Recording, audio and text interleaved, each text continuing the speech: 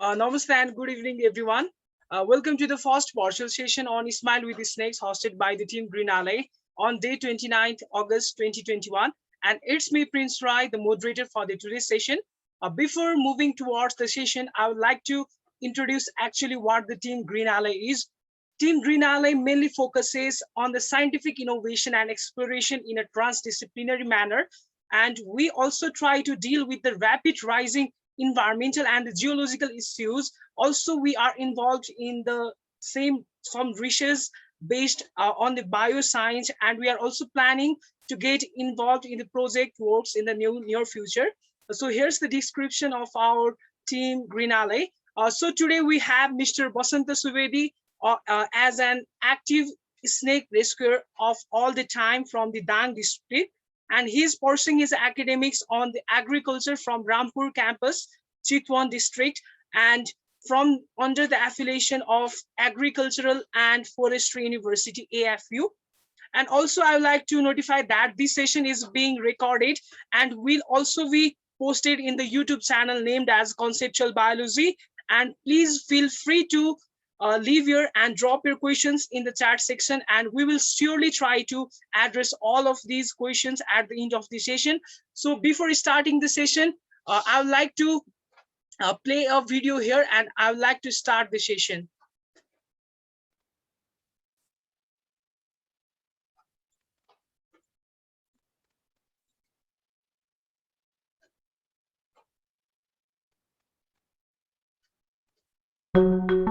तपाईले जे जस्तो सोचे पनि म तपाईको शत्रु होइन। म तपाईलाई डस्न चाहन्न र तपाईले मलाई चोट पुर्याउनुहोस् वा मार्नुहोस् भन्ने पनि चाहन्न। सर्पहरूले एउटा महत्त्वपूर्ण उद्देश्य पूरा गर्दछन्। खेतमा हामी बालीहरू नष्ट गर्ने मुसाहरू खान्छौं। अझै तथ्य भनौं भने सर्प र मानिसहरू एक अर्काको निकट बस्ने गर्छन्। कहिलेकाहीँ खाना र पानीको खोजी गर्दै सर्पहरू तपाईको घरभित्र आउन सक्छन्। कहिलेकाहीँ तपाईहरू बाहिर खेलिरहनु भएको बेला हामी बाटोमा हिँडिरहेका हुन्छौं। यदि तपाईले कुनै सर्प देख्नु भयो भने त्यसबाट बिस्तारै टाढा जानुहोस्, त्यसलाई समाउने नगर्नुहोस्। कृपया सबै सर्पहरूलाई एक्लै छोडिदिनुहोस्। धेरै पटक सर्प र मानिसहरू एक अर्काको सम्पर्कमा आउने गर्दछन् र टाल्न सकिने दुर्घटना हुने गर्दछ। हरेक वर्ष 50 लाख मानिसहरू सर्पदंशको शिकार हुने गर्दछन्। सर्पको डसाइबाट कसरी बच्ने र सर्पले डसेको खण्डमा के गर्ने भनेर जान्न यो चलचित्र हेर्नुहोस्। सर्पले डसेको खण्डमा बिस्तारै त्यहाँबाट सुरक्षित स्थानतर्फ जानुहोस्। सर्पको अर्को डसाइबाट बच्नको लागि सर्पलाई समाउने वा मार्ने कोसिस गर्दै नगर्नुहोस्। शान्त भएर बस्नुहोस्, नआत्तिनुहोस्, कहिले पनि नदौडिनुहोस्। आत्तिँदा र हिँडडुल गर्दा मुटुको धड्कन बढ्छ र यसले गर्दा शरीरमा सर्पको विष छिटो सञ्चारित हुने गर्छ। तपाईको पुरै शरीर स्थिर राखिनुपर्छ। याद राख्नुपर्ने सबैभन्दा महत्त्वपूर्ण नियमहरू यहाँ छन्। तत्कालै अस्पताल जानुहोस्, एम्बुलेन्स बोलाउनुहोस् अथवा गाडी वा मोटरसाइकलको व्यवस्था गर्नुहोस्। सर्पको विष प्रतिरोधक औषधिले मात्र तपाईको ज्यान बचाउन सक्छ। साथै उचित स्वास्थ्य हेरचाह पनि अपरिहार्य हुन्छ। घरेलु उपचार, जडीबुटीको प्रयोग वा हानिकारक प्राथमिक उपचार गरेर समय खेर नफाल्नुहोस्।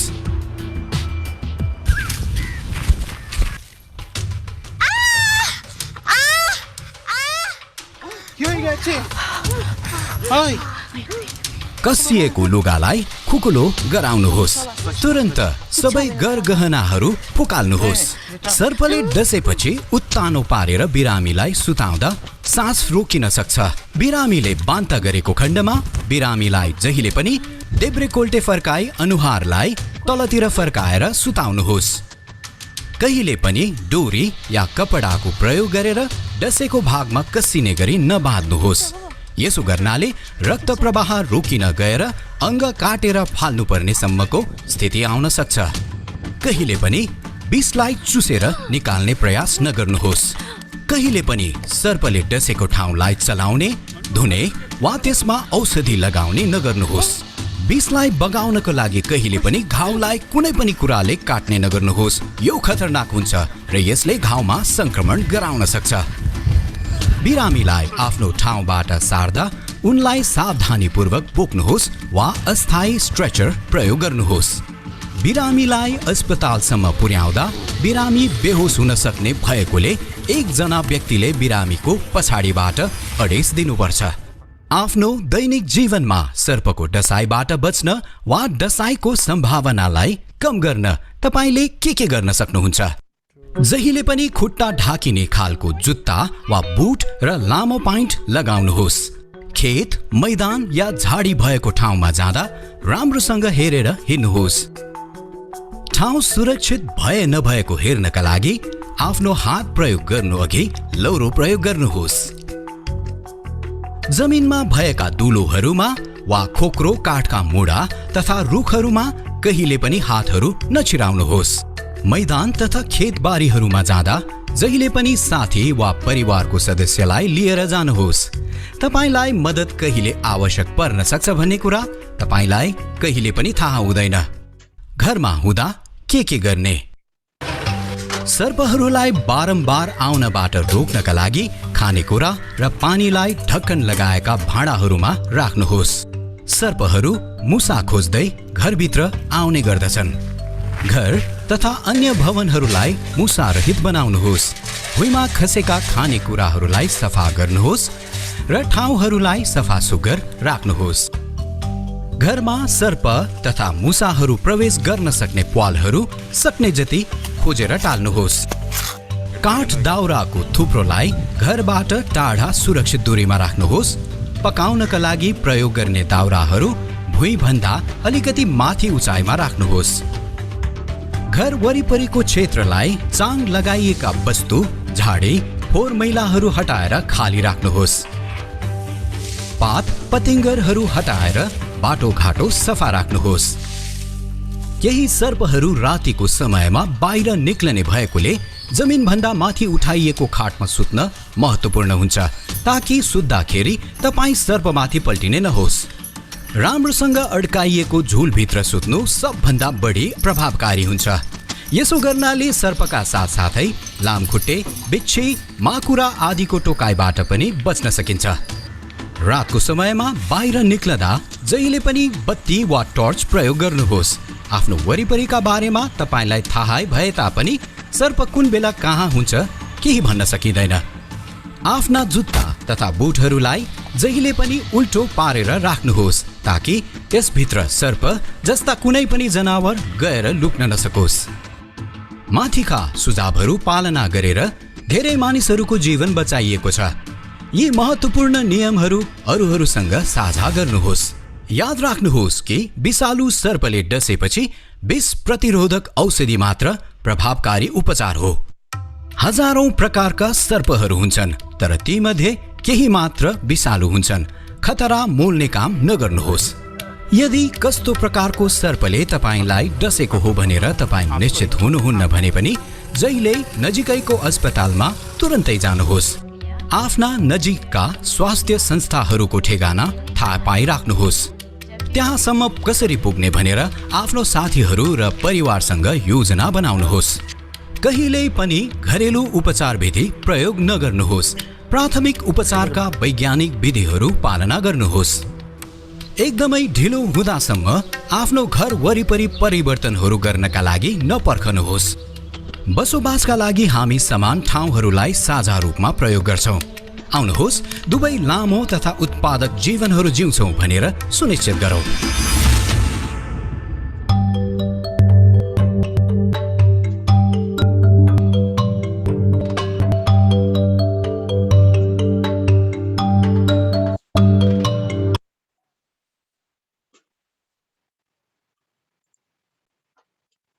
So thanks for the Lincoln Foundation for this video.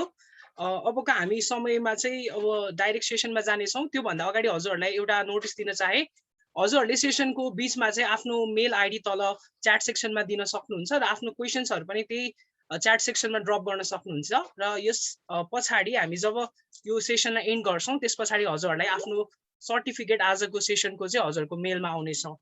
So without much अडु I would like to welcome Mr. Basanta for his talk. So if Mr. Basanta is ready, we can move ahead with his presentation. And this time for you, Mr. Basanta. Okay, thank you very much, the whole team Grinalai, for this beautiful opportunity, for exploring me, for exploring my knowledge. And I'd like to thanks Mr. Vishal Nepani, our brother, for this opportunity. Okay, I would like to start. म चाहिँ screen share गरिकन start गरिहाल्छु है त। अन्त सुरुमा म थोरै मेरो परिचय दिन्छु। म चाहिँ बसन्त सुवेदी 21 वर्षको पुगे अहिले चाहिँ, and I am currently enrolled in agriculture and forestry university Rampur Chitwan.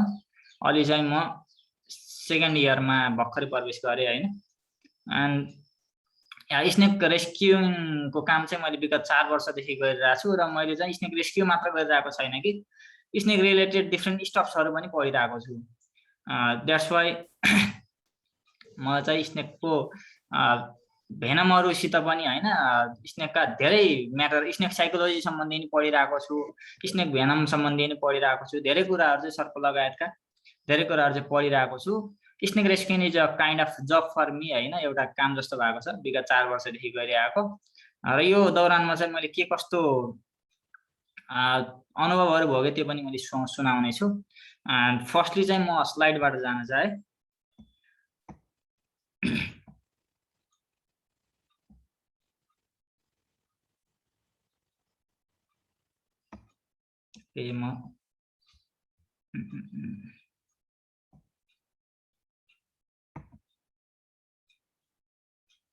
Okay, यो चाहिँ हाम्रो आवास प्रदान भन्ने दाइले बनाएको स्लाइड थियो हैन, थोरै त्यसको पाटहरु पनि लिएको छु।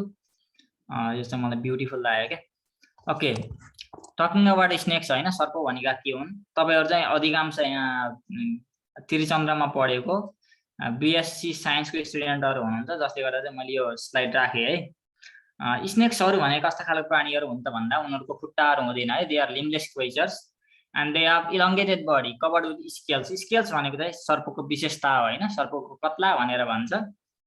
त्यो चाहिँ सर्पको बडीमा एरेन्ज भएको हुन्छ।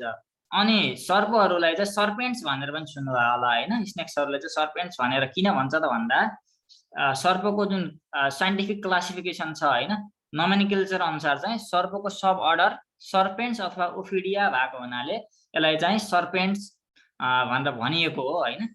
अनि ओफिडिया भन्ने टर्म छ, स्नेकको स्टडीलाई ओफिडियोलोजी अथवा सर्पेन्टोलोजी भनेर नि भन्छ। ए सब अर्डरसँग रिलेटेड स्टफ्सहरु भयो यो चाहिँ। किङडमको कुरा गर्दा एनिमिलिया, फाइलम कोर्डाटा, त्यसभित्रको सब फाइलम भर्टिब्रेटा हैन, क्लास चाहिँ रेप्टाइलिया, यो चाहिँ घर्षेर हिँड्ने खालको प्राणी भयो हुनाले रेप्टाइलिया, अर्डर स्क्वामाटा र त्यसभित्रको सब अर्डर सर्पेन्टियामा चाहिँ के पर्छन् त भन्दा हामीले वरपर देख्ने घर्षेर हिँड्ने खालका सर्पहरु चाहिँ पर्छन्। अनि हाम्रो अहिले वर्तमान यो समयमा चाहिँ there are more than 4000 snake species recorded till now. 4200 भन्छ अझ हैन। अहिले यो चाहिँ अलिकति 2931 देख्नु भएको रहेछ, अलि पहिलाको डाटा हो यो चाहिँ। अहिले चाहिँ लगभग almost 4200 snake species are recorded till now and among them थोरै डाटा मैले अहिले नै सुने हैन, more than 80% snake species are non venomous. तपाईको वातावरणमा वरपर पाउने सर्पहरु मध्ये अधिकांश सर्पहरु चाहिँ विषरहित हुन्छन्, उनीहरुले टोकेको चाहिँ विष लाग्दैन।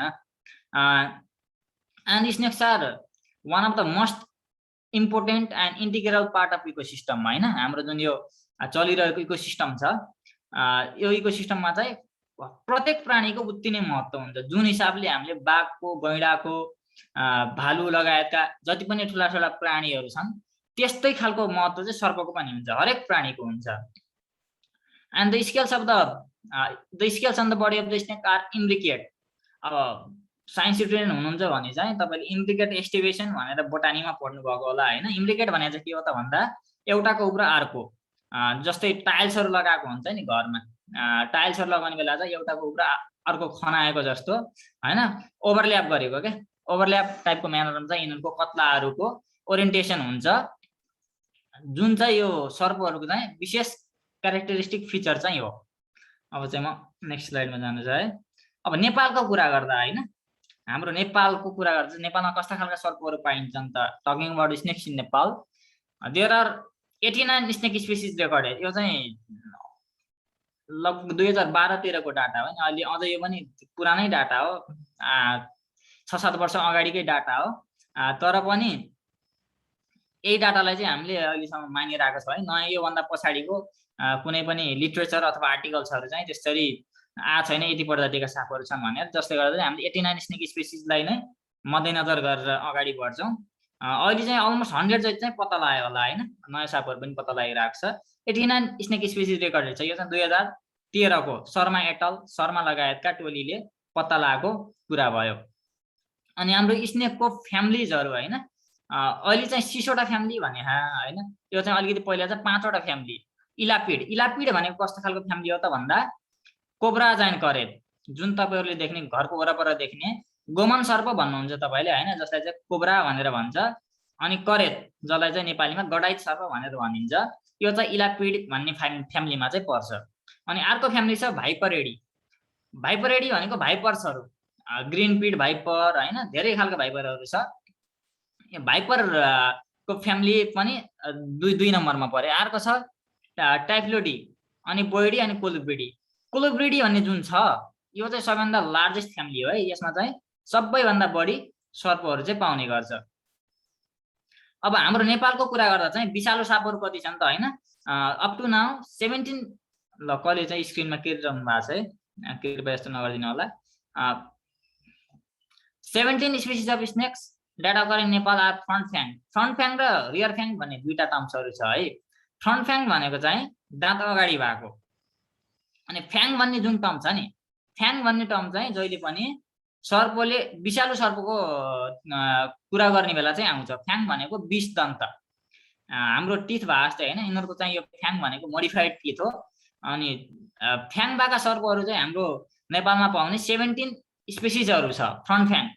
अनि एउटा चाहिँ रियर फ्याङ भन्ने पनि छ हैन, त्यो रेडनेक किलब्याक भन्ने, यसलाई पनि भेनमसकै क्याटेगोरीमा, हाइली भेनमसको क्याटेगोरीमा राखेको छ, जसले चाहिँ टोकेर हाम्रो मृत्यु हुने हो हैन। हामीले टोकेर हामी मर्ने भनेको चाहिँ यिनै 17 प्रजातिका साप +1, 17 फ्रन्ट फ्याङ, अनि एउटा चाहिँ अलि पछाडितिर हुन्छ त्यसको फ्याङ चाहिँ हैन, त्यसको माउथको चाहिँ पोस्टेरियर रिजनमा चाहिँ फ्याङ हुन्छ, जुन सर्पको नाम चाहिँ रेडनेक किलब्याक भन्ने हो। यिनी 18 प्रजातिका सापले टोकेर मात्र मान्छेको ज्यान जान सक्छ, नत्र पनि यी बाहेक जति पनि रिमेनिङ 17 बाहेक अरु जति पनि थिएन 89 स्पेसिसमा, तिनी रिमेनिङ लगभग 80% जति स्नेक्सहरू चाहिँ कम्प्लिटली हार्मलेस टु ह्युमन्स, हामीलाई टोकेर चाहिँ केही पनि हुँदैन उनी सापहरूले।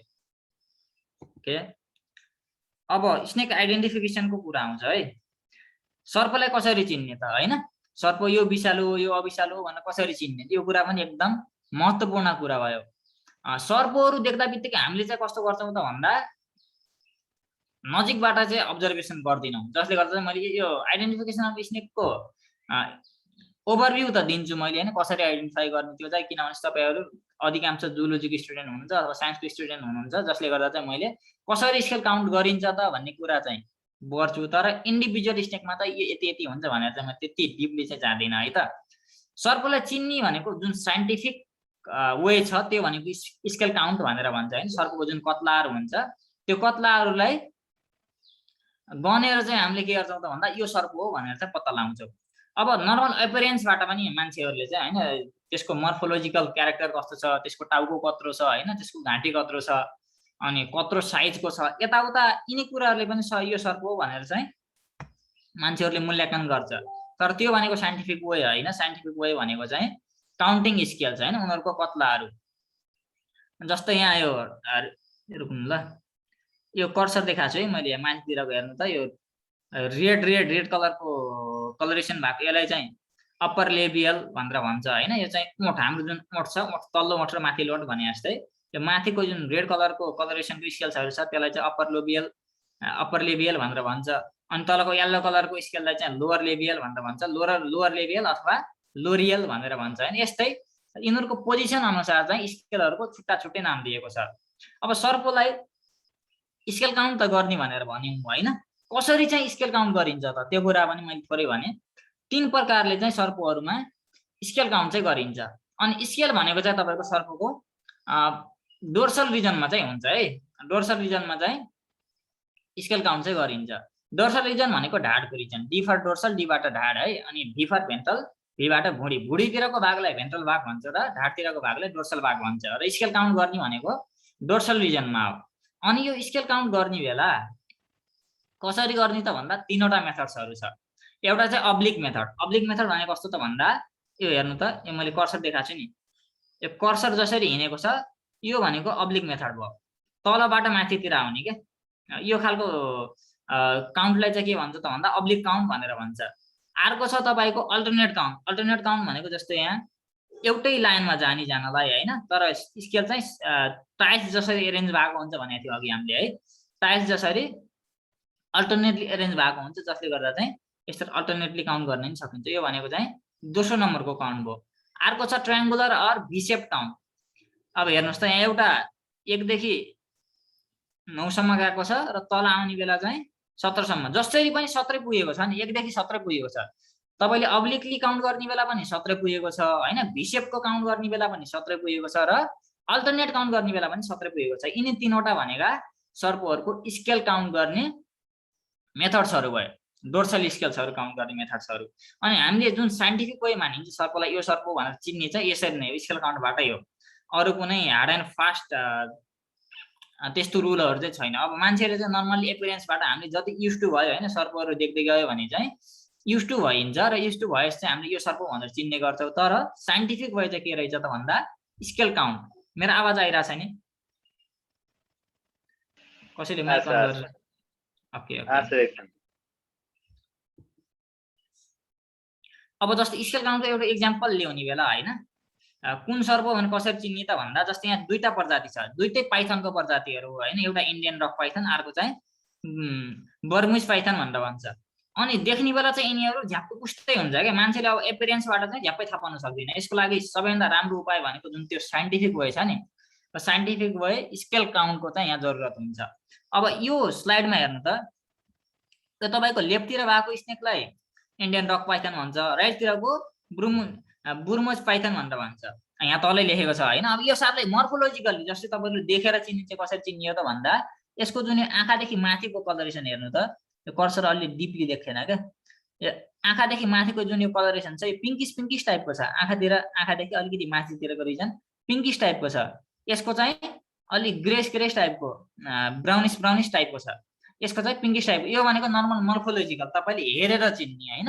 अब स्केल काउन्ट भन्ने जुन साइन्टिफिक वे छ त्यसरी चिन्ने बेला चाहिँ कसरी चिन्ने त भन्दा जुन यहाँ SL6 लेखेको छ नि, यो एउटा स्केल हो जुन लोअर लिपसित कनेक्टेड छ है। यो स्केलले चाहिँ आँखालाई सिधै टच गरेको छ कि। इन्डियन रक पाइथनमा चाहिँ के हुन्छ त भन्दा यो जुन 6औं नम्बरको यो लिपको 6औं नम्बरको स्केल छ त्यसले चाहिँ आँखालाई डाइरेक्टली टच गरेको हुन्छ इन्डियन रक पाइथनको केसमा।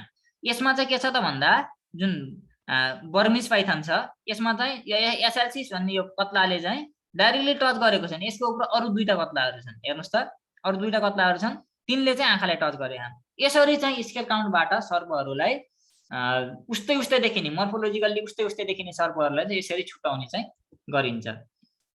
अब सर्पहरुको भेनमको कुरा गर्छौं है हामीले। सर्पले टोकेर विषालु सर्पहरुको मात्र कुरा आउँछ भेनम भनेपछि। विषालु सर्पहरुमा चाहिँ के कस्तो हुन्छ त भन्दा हेर्नु है।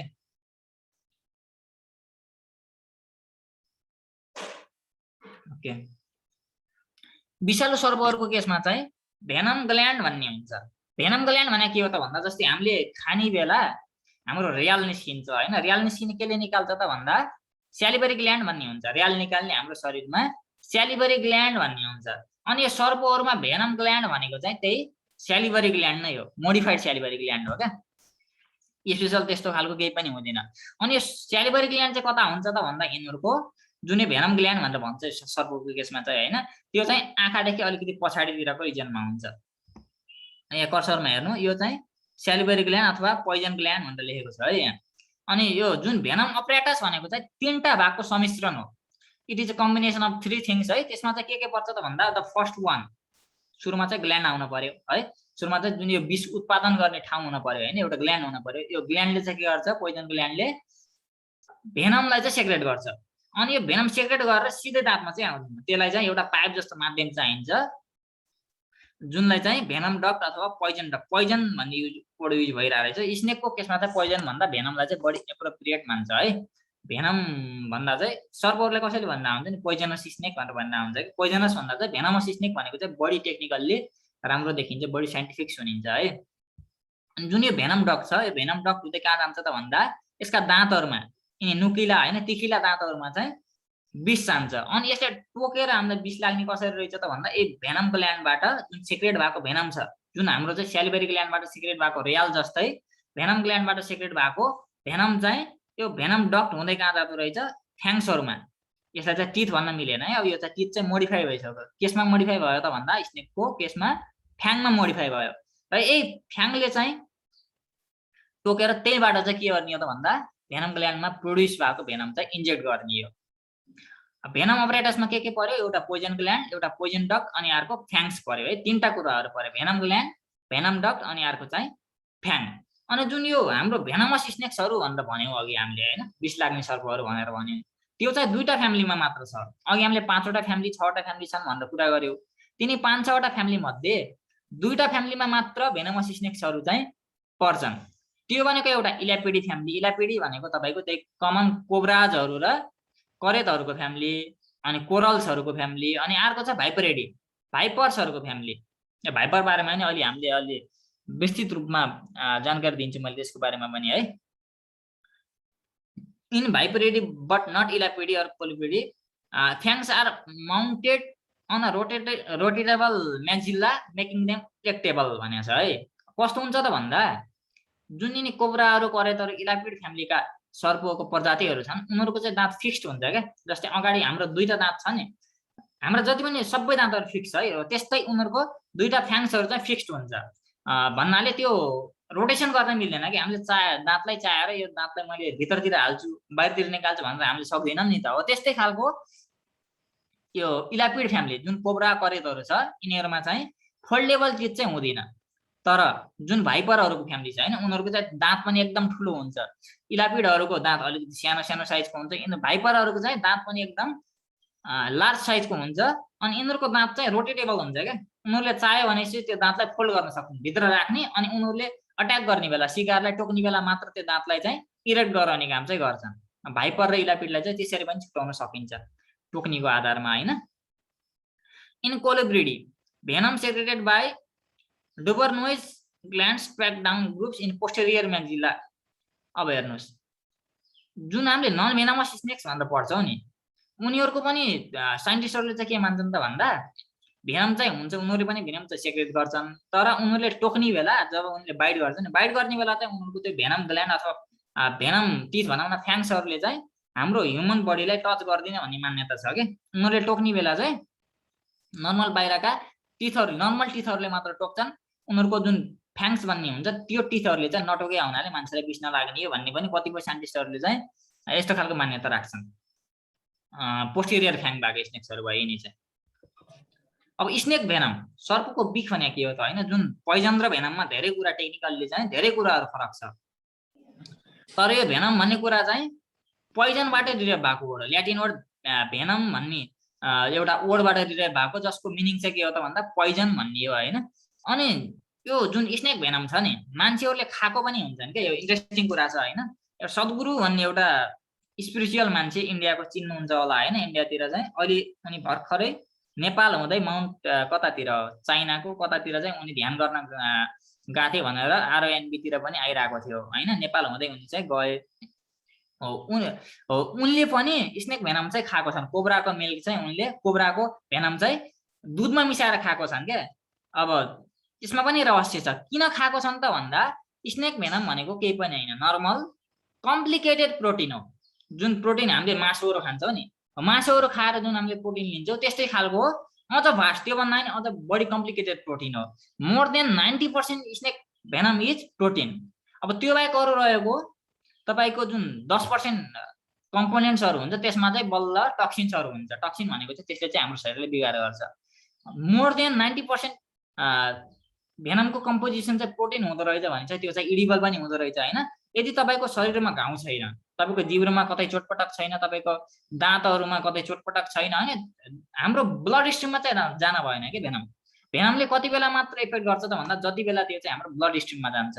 अब तपाईँको जुन डाइजेस्टिभ ट्र्याक्ट छ हैन, जुन तपाईँले खाने यो पाचन प्रणालीको जुन यो ट्र्याक छ, यो ट्र्याकबाट यदि भेनम पास हुन्छ र तपाईँको शरीरमा कुनै पनि खालको घाउ छैन भने चाहिँ थोरै अमाउन्ट अफ भेनम चाहिँ हाम्रो शरीरले पचाइदिन सक्छ। धेरै अमाउन्ट अफ भेनम खायौँ भने चाहिँ के हुन सक्छ त भन्दा त्यसमा थोरै अमाउन्ट अफ टक्सिन्सहरू पनि हुन्छ हैन, त्यहाँ अलि टक्सिन्सको मात्रा पनि भनौँ न 2-3% जति हुने भयो हुनाले धेरै खायो भने चाहिँ बिगार गर्छ। तर थोरै अमाउन्टमा चाहिँ स्नेक भेनमलाई हामीले खान चाहिँ सक्छौँ as a main source of protein. यो एउटा कन्जुगेटेड भेरी कम्प्लेक्स प्रोटिन हो। अब 90% जति चाहिँ स्नेक प्रोटिन के अरे भेनम प्रोटिन रहेछ। अब त्यो बाहेक नन प्रोटिन इन्ग्रिडियन्ट्सहरूमा चाहिँ धेरै कुराहरू छन् हैन, एउटा टक्सिन्सहरू भए, कार्बोहाइड्रेट्स अनि मेटल्सहरू पनि हुन्छ, धेरै कुराहरू हुन्छ, त्यति डिपली नजाऊ। If you swallow the venom you will really experience any kind of health issue भनेर लेखेको छ है यहाँ। धेरै चाहिँ खाना भएन, थोरै खाँदा चाहिँ खासै खालको हेल्थ प्रोब्लम चाहिँ आउँदैन। तर तपाईँलाई ग्यास्ट्रिक जस्ता समस्याहरू हुनु भएन कि तपाईँको शरीरहरूमा आउन्डहरू हुनु भएन। त्यस्तो भयो भने चाहिँ तपाईँले भेनमलाई खान पनि सक्नुहुन्छ। अब एउटा भेनम र पोइजनमा के फरक छ त्यो पनि म भनिहालेँ है त। पोइजन भनेको कस्तो कुरा हो त भन्दा तपाईँले खाएर तपाईँको डाइजेस्टिभ ट्र्याकलाई चाहिँ असर गर्छ। पोइजनले तपाईँको डाइजेस्टिभ ट्र्याकलाई चाहिँ ड्यामेज गरिदिन्छ। तपाईँले खाने जुन पचाउने प्रणाली छ हैन, पाचन प्रणाली, डाइजेस्टिभ सिस्टमलाई चाहिँ पोइजनले चाहिँ ड्यामेज गरिदिन्छ। भेनमले चाहिँ खायो भनेपछि के अरे त्यो हाम्रो पाचन प्रणालीलाई चाहिँ यदि चोटपटक छैन भने चाहिँ कुनै पनि खालको असर गर्दिन। तर यो जब ब्लड स्ट्रिममा जान्छ हैन, जुन हाम्रो ब्लड सेल्सहरू छ, जब यो ब्लड स्ट्रिममा जान्छ त्यहाँ गएर चाहिँ यसले असर देखाउने हो। भेनम र पोइजनमा मेन डिफरेन्स त्यही नै हो। पोइजन भनेको खाएर लाग्ने, भेनम भनेको चाहिँ तपाईँको के भन्छ छालाभित्र गइसकेर ब्लड स्ट्रिममा पुगेपछि असर गर्ने। मेन भेनम र पोइजनको टेक्निकल डिफरेन्स चाहिँ त्यो हो। अब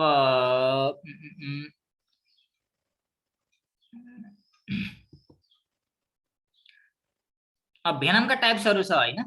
सबैभन्दा सुरुमा चाहिँ न्युरोटक्सिक, हाम्रो नेपालमा पाउने सर्पहरूमा चाहिँ धेरै जसो सर्पहरू चाहिँ न्युरोटक्सिक भेनम भएको। न्युरोटक्सिक भेनम भनेको त्यो पनि भन्छु मैले। 3-4 प्रकारका भेनमहरू चाहिँ छ स्नेकमा पाउने। एउटा न्युरोटक्सिक, अर्को हेमोटक्सिक भन्छ, अनि अर्को चाहिँ तपाईँको साइटोटक्सिक भन्छ, अनि अर्को तपाईँको मायोटक्सिक भन्छ। यस्तै खालका धेरै खालका टक्सिक भेनमहरू छन्। तिनीमध्ये मेन दुईटा हाम्रो जुन नेपालमा पाइने सर्पहरूमा मेन दुईटा भेनम पाइने भनेको एउटा न्युरोटक्सिक हो हैन, अनि अर्को चाहिँ हेमोटक्सिक हो। न्युरोटक्सिक भनेको कस्तो त भन्दा इट एफेक्ट्स नर्भस सिस्टम, हाम्रो जुन यो नर्भस सिस्टम छ हैन, नर्भ इम्पल्स कन्डक्सनलाई चाहिँ यसले असर गर्ने हो के। अनि अर्को चाहिँ हेमोटक्सिक। हेमो भनेको it is related to blood है। हेमो भन्दा बित्तिकै हेमोग्लोबिन भनेको नि ब्लडकै कम्पोनेन्ट हो हैन। हेमोटक्सिक भनेको चाहिँ ब्लडलाई असर गर्ने, अनि न्युरोटक्सिक भनेको चाहिँ हाम्रो नर्भस सिस्टमलाई असर गर्ने। अब न्युरोटक्सिक र हेमोटक्सिकमा डिफरेन्स चाहिँ के छ त भन्दा जुन हाम्रो कोब्रा करेतहरू छ नि, कोब्रा करेतहरूमा चाहिँ के हुन्छ त भन्दा न्युरोटक्सिक भेनमहरू हुन्छ। जुन इलापिड भन्ने फ्यामिली अघि हामीले पढेको थियो हैन, अघि हामीले हेरेको थियो, त्यो इलापिड फ्यामिलीमा चाहिँ न्युरोटक्सिक भेनम कम्पोजिसन हुन्छ। जसले चाहिँ यसले चाहिँ के कसरी काम गर्छ म थोरै यहाँ लेख्न त लेखेरै है, पढेरै भने मैले। Snake venom neurotoxic interfere with nerve signalling. जस्तै मलाई चाहिँ कसैले आएर छोयो हैन, ल मैले मेरो यो हात छ, यो हातमा चाहिँ कसैले आएर छोयो भने चाहिँ मलाई कसरी थाहा हुन्छ त भन्दा मैले हातले यहाँ जब यो मेरो ह्यान्डलाई छोएँ त्यहाँबाट चाहिँ के हुन्छ त भन्दा हाम्रो शरीरबाट यहाँ जुन नर्भ फाइबरहरू छन् त्यहाँबाट प्लस माइनस हुँदै हुँदै हाम्रो यो ब्रेन, यो नर्भ सिग्नल चाहिँ कहाँ जान्छ, ब्रेनमा जान्छ, र ब्रेनमा गएर चाहिँ के हुन्छ फर्मुलेट हुन्छ। यसले चाहिँ मलाई छुवाको छ है भनेर चाहिँ फर्मुलेट हुन्छ, र त्यही फर्मुलेट भइसकेर विथिन अ मिलिसेकेन्ड हैन, यो एकदम सानो समयमा हुने कुरा हो। छुँदा बित्तिकै नै एकैछिनका तपाईँको सिग्नल ब्रेनमा जान्छ, र ब्रेनमा गएर फर्मुलेट गरेर यसले चाहिँ तँलाई छोयो भन्ने कुरा हामीले थाहा पाइसकेपछि त्यो कुरा चाहिँ फेरि ब्याक टु ह्यान्डमा गएर चाहिँ यसले मलाई टच गर्यो भन्ने चाहिँ थाहा पाउने हो। त्यस्तो कुरालाई चाहिँ यो न्युरोटक्सिक भेनमले के गर्छ त भन्दा जुन यो प्लस माइनस हुँदै हाम्रो यो शरीरबाट सर्कुलेट हुन्थ्यो नि, जुन नर्भ इम्पल्स कन्डक्सन हुन्थ्यो नि, कन्डक्सन हुने कुरालाई चाहिँ यसले ब्लक हानिदिन्छ क्या। त्यहाँ नर्भ च्यानल्सहरू भन्छ हैन, नर्भ प्रोटिन्सहरू हुन्छ, तिनी च्यानल्समा गएर चाहिँ यसले यो भेनम गएर बस्दिन्छ, ब्लक गरिदिन्छ। ब्लक गरिदियो भने के भने भयो, इन्फर्मेसन जाने भएन। अनि मान्छेले छोएको पनि थाहा पाउँदैन, कसरी आएर छोयो भने चाहिँ थाहा पाउने भएन। किनभनेपछि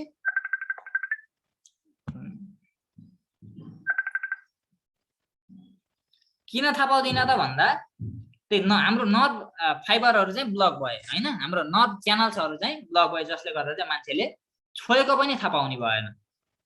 मान्छेहरूले चाहिँ पछि पछि गएर के हुन्छ त भन्दा प्यारालाइसिस हुन्छ। प्यारालाइसिस भनेको चाहिँ तपाईँको कुनै पनि भाग नचल्ने होइन। चलाउने किन बन्दिन त भन्दा नर्भ इम्पल्स कन्डक्सनै भएन भनेपछि चाहिँ चलाउनै मिल्दैन है। त्यही भएर मान्छेहरूलाई न्युरोटक्सिक भेनमले टोकेको होइन, न्युरोटक्सिक भेनम भएको सापले टोकेछ भने चाहिँ उपचार भएन भने, शीघ्र अलिकति चाँडै उपचार भएन भने चाहिँ के हुन्छ त भन्दा प्यारालाइसिसहरू हुने गर्छ।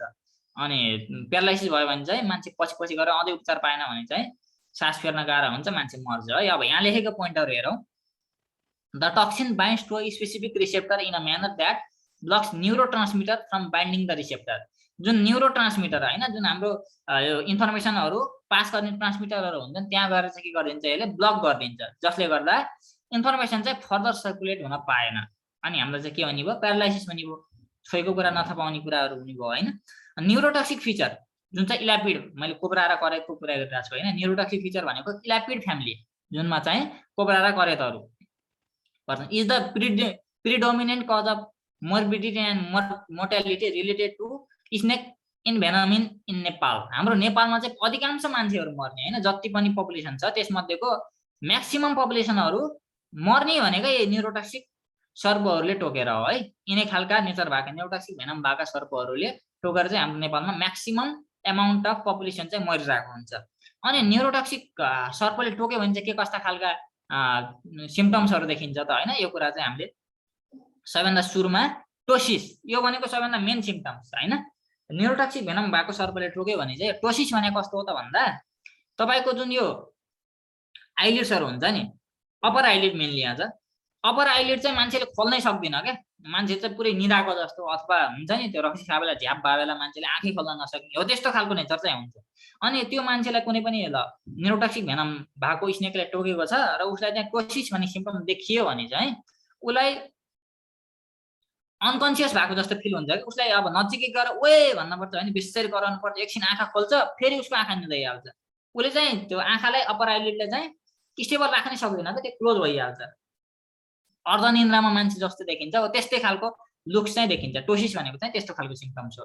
अर्को छ ओप्थ्याल्मोपेल्जिया, डबल भिजन। मान्छेहरू चाहिँ ब्लरी भिजन हुन्छ क्या यतातिर। अब जस्तै यो कतिवटा औँला छ भन्नुपर्छ, मान्छेले 4वटा औँला भनिदिन्छ होइन। डबल खालको भिजनहरू, ब्लरी भिजनहरू चाहिँ हुन्छ। अनि इनएबिलिटी टु ओपन माउथ, मान्छेले मुखै खोल्न सक्दैन, त्यस्तो खालको समस्याहरू चाहिँ देखिन्छ।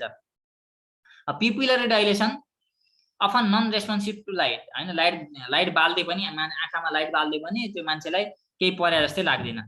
Tongue extrusion, inability to produce the tongue beyond incisor teeth. मान्छेले चाहिँ यो जुन जिब्रो छ नि, जिब्रोलाई यो इन्सिजर टिथ जुन हाम्रो फ्रन्ट टिथहरू छन्, त्यो टिथभन्दा माथि निकाल्नै सक्दैन क्या। जस्तै मैले यहाँ जिब्रो निकालेको छु होइन, यस्तो खालको जिब्रो चाहिँ यो दाँतभन्दा बाहिर निकाल्नै सक्दैन मान्छेले, त्यस्तो खालको समस्याहरू देखिन्छ। अनि मान्छेको चाहिँ ब्रोकन नेक साइन होइन। ब्रोकन नेक भने कस्तो त भन्दा मान्छेको यो जुन घाँटी छ यस्तो घोप्टो परे जस्तो हुन्छ, मान्छेले यो घाँटीलाई उठाउनै सक्दैन होइन। त्यो प्यारालाइसिस हुने भन्दा अगाडिको प्री सिम्पटम्सहरू हो यो चाहिँ होइन। मान्छेले चाहिँ आफ्नो घाँटीलाई सिधा गराउनै नसक्ने, स्ट्रेटली बस्नै नसक्ने, ब्रोकन नेक जस्तो सिम्पटम्स पनि देखिन्छ। अनि अर्को कुरा भनेको रेस्पिरेटरी फेलियर, मान्छेलाई सास गर्ने एकदम गाह्रो हुन्छ, सासै फेर्न सक्दैन। यिनी कुराहरू चाहिँ के हुन् त भन्दा यो न्युरोटक्सिक भेनमले टोकेको सर्पहरूले टोकिहाल्यो भने चाहिँ यस्ता खालका सिम्पटम्सहरू चाहिँ, मेन सिम्पटम्सहरू चाहिँ यस्तो खालको देखिन्छ। अनि मान्छेलाई चाहिँ त्यो थुक निल्न नि गाह्रो हुन्छ क्या होइन। जुन स्यालिभा निस्केको हुन्छ त्यो स्यालिभालाई चाहिँ निल्न पनि सक्दैन, निल्न पनि गाह्रो हुन्छ, एकदम दुख्छ मान्छेहरूलाई। त्यस्तो खालको सिम्पटम्सहरू देखियो भने चाहिँ तपाईँलाई न्युरोटक्सिक भेनम भएको सर्पले टोकेको हुनसक्छ भन्ने चाहिँ थाहा पाउनु पर्यो। अब अर्को खालको टक्सिन चाहिँ हेमोटक्सिन। यो चाहिँ कुन फ्यामिलीमा पर्नेले टोक्ला त भन्दा भाइपरेडी, जुन भाइपर्सहरू छन् होइन, भाइपर्स प्रजातिका स्नेकहरू छन्, तिनीहरूले टोक्यो भने चाहिँ हेमोटक्सिन, हेमो भनेको ब्लड होइन, टक्सिन भनेको ब्लडलाई असर गर्ने खालको टक्सिनहरू, यसले चाहिँ ब्लड सेल्सहरूलाई चाहिँ असर गर्ने भयो होइन। अनि हेमोटक्सिक सापले टोक्यो भने चाहिँ मान्छेहरूको फ्याटालिटी चाहिँ अलिकति कम हुन्छ क्या।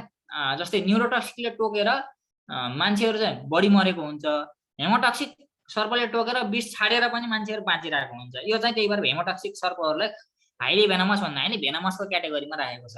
धेरै एकदम बढी फ्याटालिटी नभएको हुनाले होइन, मोर्टालिटी नभएको हुनाले हेमोटक्सिक सापहरू चाहिँ त्यति साह्रो विषालु हुँदैनन्। तर यसमा एउटा साप छ जुन रसल्स भाइपर भन्ने साप छ होइन, त्यो सापले टोक्यो भने चाहिँ तक्कालै जान्छ मान्छे एकदम दुःख पाएर। नत्र normally usually most of the family होइन, most of the members of hemotoxic snakes are not that much highly venomous है, दे आर भेनमसको क्याटेगोरीमा मात्र राखेको छ। Hemotoxin are toxin that causes destruction of red blood cells. जुन हाम्रो red blood सेल्सहरू हुन्छ त्यसलाई चाहिँ के गर्छ यो हेमोटक्सिनले डिस्ट्रक्सन गरिदिन्छ। त्यो रगतहरूलाई चाहिँ के गरिदिन्छ त भन्दा पुरै उ गर्दै फुटालिदिन्छ क्या। ब्लड सेल्सहरूले रप्चर हानिदिन्छ, रप्चर हानिसक्यो भने के हुने भयो त भन्दा उनीहरू डेड हुने भयो। अनि ब्लड सेलहरू डेड हुन्छ अनि डेड भएर जम्छन्। अनि ब्लड सेल जम्यो भने चाहिँ के हुन्छ त्यो ठाउँ निल्लिने गर्छ होइन, निलो देखिन्छ। अनि त्यहाँ फर्दर ब्लड सर्कुलेसन हुन पाएन भनेपछि मान्छे मर्न नि सक्यो होइन, ब्लड सर्कुलेसनै भएन भने त मान्छे मर्छ नै। त्यही भएर कति एमाउन्ट अफ भेनम छाडेको छ त्यसको आधारमा चाहिँ मान्छे मर्छ कि मर्दिन कि, उसलाई उपचार गर्नु पर्छ कि पर्दैन त्यो कुरा चाहिँ सिम्पटम्स हेरिकन होइन, के कति ठाउँमा के कति एमाउन्ट अफ भेनम इन्जेक्ट गरेछ त्यसको आधारमा चाहिँ मान्छेहरूले डक्टरहरूले चाहिँ ट्रिटमेन्ट गर्ने हो। It attacks cardiovascular system. Cardiovascular भनेको चाहिँ ब्लड र हार्टको कुरा आयो होइन, सिस्टम एन्ड ब्लड फङ्सन। जुन हाम्रो ब्लडको नर्मल फङ्सन हुन्छ सञ्चार गर्ने, त्यस खालको फङ्सन चाहिँ गर्न पाउँदैन ब्लडले। They also disturb blood clotting. उनीहरूले ब्लड क्लटिङ हुन दिँदैन। कस्तो हुन्छ त भन्दा यति धेरै एमाउन्ट अफ भेनम छाड्यो है, हाम्रो यो हेमोटक्सिक भेनम भएको सर्पहरूले धेरै एमाउन्ट अफ भेनम छाड्यो भने चाहिँ मान्छेहरूको पछि क्या जब सिम्पटम्सहरू देखिन लाग्छ नि, मान्छेको गिजाबाट रगत आउने, मान्छेका कानबाट नि रगत आउँछ, आँखाबाट रगत आएको पनि रेकर्ड छ। अनि सर्पहरूले यिनी हेमोटक्सिक भेनम भएको सर्पले टोकिहाल्यो भने चाहिँ के गर्नु पर्यो त भन्दा सबैभन्दा सुरुमा हस्पिटल जानु पर्यो। जुनै पनि खालको सर्पले टोक्यो भने चाहिँ सबैभन्दा सुरुमा के गर्नु पर्यो, हस्पिटल जानु पर्यो है। नजिकको anti venom available government hospital चाहिँ जानु पर्यो। अब सिम्पटम्सहरू होइन, कस्तो खालको सिम्पटम्सहरू देखिन्छ त हेमोटक्सिक, अघि नै भनिसकेँ मैले। ब्लिडिङ फ्रम गम्स होइन, दाँतका गिजाहरूबाट चाहिँ के हुन्छ रगत आउँछ। Oral and oral cavity usually the first sign of hemotoxic snake envenomation, specially so in individuals with poor oral hygiene, जसको चाहिँ गिजाहरू सफा हुँदैन अथवा अलिकति भनौँ न इन्फेक्सनहरू हुन्छ। त्यस्तो खालको मान्छेहरूलाई चाहिँ झन् चाँडै ब्लडहरू चाहिँ आइहाल्छ। Local swelling. अनि कस्तो छ त भन्दा यो हेमोटक्सिक जुन भेनम भएका सर्पहरू भाइपर्सहरू छन्, यिनीहरूले टोक्यो भने चाहिँ त्यो टोकेको ठाउँमा अधिकांश सुन्निन्छ, एकदम बढी सुन्निन्छ क्या। नर्मल्ली तपाईँको इलापिडले टोकेको भन्दा धेरै गुणा बढी सुन्निन्छ यो भाइपरहरूले टोकेको कन्डिसनमा चाहिँ। And bleeding are ooze from the bite side होइन, उनीहरूको टिथहरू पनि मैले अघि भनेको थिएँ भाइपर्सहरूमा टिथ पनि फोल्डेबल हुन्छ र प्लस ठुलो साइजको हुन्छ, जसले गर्दा ब्लडिङहरू के अरे ब्लड पनि धेरै एमाउन्टमा बग्छ यो उसको केसमा, हेमोटक्सिक भेनम भएको सर्पहरूको केसमा। अब हामीले अघि फ्याङ्सका कुरा गऱ्यौँ है। फ्याङ्स भनेको के हो त भन्दा जुन स्नेकले भेनम छाड्ने खालको डक्टरबाट जुन टिथबाट छाड्छ नि हो त्यो टिथलाई चाहिँ के भन्छ फ्याङ्स भनेर भन्छ होइन। अनि सबैभन्दा सुरुमा देखाएको चाहिँ कोब्राको फ्याङ हो होइन। कोब्राको टिथलाई हेर्नुहोस् त यहाँ मोडिफाइड टिथलाई, यो चाहिँ सानो सानो छ नि, सबैभन्दा सुरुमा टप राइटमा भएको यो चाहिँ यस्तो खालको फ्याङ जुन चाहिँ फ्रन्ट फ्याङ भनेर भन्छ होइन। फ्रन्ट फ्याङ प्लस सानो खालको नन फोल्डेबल यस्तो खालको फ्याङलाई प्रोटियोग्लाइफस भनेर भन्छ। अनि जुन अलिकति ठुला साइजका यो पनि फ्रन्ट फ्याङ नै हो तर फोल्डेबल खालको होइन, उसले चाहिँ दाँतलाई चाह्यो भनेपछि भित्र राख्न सक्छ र शिकार गर्ने बेला चाहिँ इरेक्ट गराउँछ। यस्तो खालकोलाई चाहिँ सोलेनोग्लाइफस भनेर भन्छ जुन चाहिँ भाइपरहरूमा हुन्छ। अनि अर्को छ ओफिस्टोग्लाइफस भनेर, यो चाहिँ रियर फ्याङ भनेर भनेको थियो। हेर्नु त यसमा दाँत कति पछाडि छ, यिनी सापहरूमा अगाडिका दुईटा सापहरूमा दाँत अगाडि छ र यो रियर फ्याङमा चाहिँ के छ त भन्दा दाँतहरू पछाडि छ, फ्याङ्सहरू चाहिँ पछाडि छ। यसरी चाहिँ फ्याङ्सहरूलाई क्लासिफाई गरेको छ। ओके, चाहिँ म अर्को स्लाइड देखाउँछु है।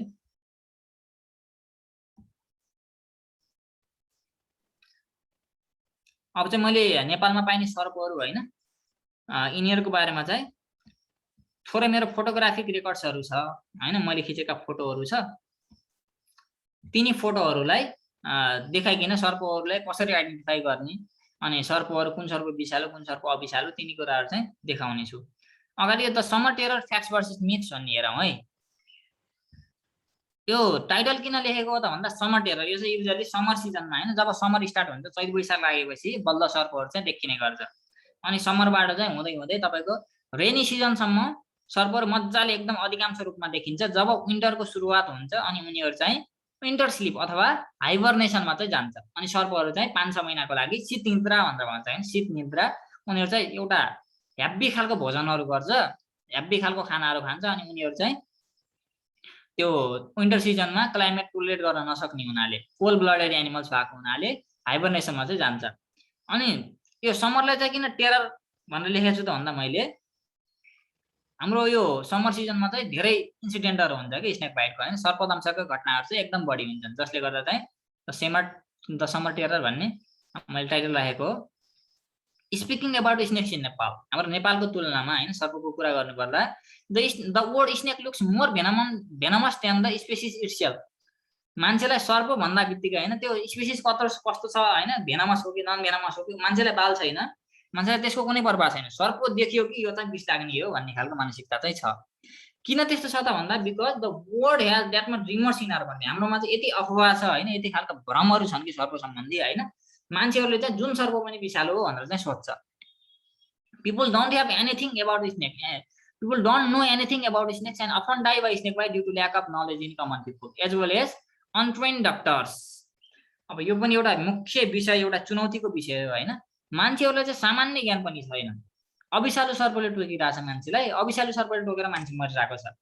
किन मरिरहेको छ त भन्दा यसलाई चाहिँ यसमा चाहिँ ह्युमन साइकोलोजी भन्ने एउटा टर्म इन्ट्रोड्युस हुन्छ हैन। ह्युमन साइकोलोजी भने यति पावरफुल कुरा हो कि मान्छेहरू यति अधिकांश रूपमा डराइदिन्छ हैन, यति अत्याधिक मात्रामा डराइदिन्छ कि उसलाई कार्डियक अरेस्ट हुन्छ कि हार्ट अट्याक भएर मान्छे चाहिँ मर्दिन्छ एकदम डराएर। अविषालु सर्पले टोकेको छ तर पनि मान्छेले चाहिँ यो सर्प विषालु हो, प्रत्येक सर्पले टोकेर चाहिँ मान्छे मर्छ भन्ने खालको उसको मानसिकता पहिले परम्परादेखि चलिरहेको हुनाले ऊ चाहिँ मर्दिन्छ। यस्तो खालको कुरा चाहिँ कसले असर गर्दो रहेछ, ह्युमन साइकोलोजी हैन। ह्युमन साइकोलोजी भन्ने यति पावरफुल कुरा हो कि मान्छेहरूले जस्तै अब बुढापाकाहरू हुन्छन् हैन, यदि तपाईहरुको घरमा बुढा मान्छेहरू हुनुहुन्छ भने चाहिँ ख्याल गर्नु भएको छ कि नै, उनीहरूले चाहिँ झारफुकमा बढी विश्वास गर्छन्। अनि मेरो हजुरआमालाई कहिलेकाहीँ ज्वरो आयो भनेपछि कस्तो हुन्छ त भन्दा उहाँलाई मेडिसिन दिएर सन्चो हुँदैन क्या उहाँलाई चाहिँ एकचोटि खरानी ल्याएर फुक्दिन पर्छ सन्चो हुन्छ। किन हुन्छ त भन्दा उहाँको साइकोलोजी नै त्यस्तै खालको छ। उहाँलाई ज्वरो आउने बेला मैले झारफुक गरेँ भने चाहिँ सन्चो हुन्छ भने उहाँले पहिलेदेखि त्यही विश्वास गर्दै आउनुभयो हैन। ह्युमन बिलिफ भनेर भन्छ, बिलिफ सिस्टम भनेर भन्छ। त्यो बिलिफ सिस्टम पनि यति पावरफुल छ कि मान्छेको ह्युमन साइकोलोजी यति पावरफुल छ कि it is more greater than medicine भनेर भन्छ क्या हैन। यो चाहिँ साइकोलोजीका कुरा पनि भयो है, मान्छेको साइकोलोजिकल फ्याक्टरले गर्दा पनि मान्छेहरू मर्ने नमर्ने यसरी पनि निर्धारित हुँदो रहेछ। यो कुरा चाहिँ एडिसनको रूपमा मैले राखेँ। And all this negative credit directly goes to our government since there is not even a single governmental organization that deals with snake education. हामीलाई के छ त भन्दा सानामा कुनै पनि खालको पाठ पढाउने बेला सर्पहरूको बारेमा ज्ञान चाहिँ छैन। इभन हाई स्कुलमा पनि छैन, प्लस 2 लेभलमा पनि छैन हैन, कतै पनि छैन के सर्पसँग रिलेटेड स्टफ्सहरू चाहिँ हामीले पढाइदैन सानामा हैन। सानैबाट यदि सबै सर्पहरू विषालु हुँदिनन्, मोर देन 80% स्नेकहरू चाहिँ अविषालु हुन्छन् भन्दा पढाइदिएको भए चाहिँ को मान्छेले चाहिँ हैन सबै सर्पहरू विषालु हुन्छन् भनेर कसैले पनि विश्वास गर्दिनथे नि त हैन। इभन हाम्रो जेनेरेसनको आफ्नै 20-21 वर्ष भर्खरै तपाईको भनौँ न 15 देखि 25 वर्ष पुगेका युवाहरू छन् नि जति पनि, उनीहरूलाई पनि के छ त भन्दा म त स्नेक रिलेटेड स्टफ गरिरहेको छु हैन, मैले स्नेक रिलेटेड कुराहरू पढिरहेको छु जसले गर्दा चाहिँ मलाई थाहा छ। तर मैले यो कुरा पढ्नुभन्दा अगाडि मलाई पनि के लाग्थ्यो त भन्दा सबै सर्पहरू चाहिँ विषालु हुन्छन् जस्तो लाग्थ्यो हैन। त्यो कुरा चाहिँ त्यो लिटरेट फ्यामिलीको मात्र कुरा हैन के हो। इभन लिटरेट फ्यामिलीमा पनि जसले सर्पसँग रिलेटेड स्पेसिफिक कुराहरू आर्टिकल्सहरू पढेको छैन हैन, सर्प रिलेटेड स्पेसिफिक तपाईको लेखहरू पढेको छैन, लिटरेचरहरू पढेको छैन, त्यस्ता मान्छेहरूले चाहिँ थाहा पाउँदैन कि यो सर्प विषालु हो यो सर्प अविषालु हो भनेर। जसले गर्दा चाहिँ इभन लिटरेट फ्यामिलीको हैन डाक्टरहरूलाई पनि अब भनौँ न डाक्टरहरूले पनि थाहा पाउँदैनन् कि धेरै सर्पहरू अविषालु हुन्छ अविषालु के अरे विषालु हुँदैनन् भन्ने कुराहरू डक्टरलाई पनि चेतना हुँदैन। त्यस्तो खालको कन्डिसनमा चाहिँ हामी बाँचिरहेको छौँ, जसले गर्दा चाहिँ अब यो सबै सर्पहरू विषालु हुँदैनन् भनेर मान्छेलाई विश्वास दिलाउन पनि गाह्रो छ क्या। अनि यो मैले negative credit directly goes to our government भनेको छु, एउटा पनि त्यो गभर्मेन्टल अर्गनाइजेसन छैन क्या होइन।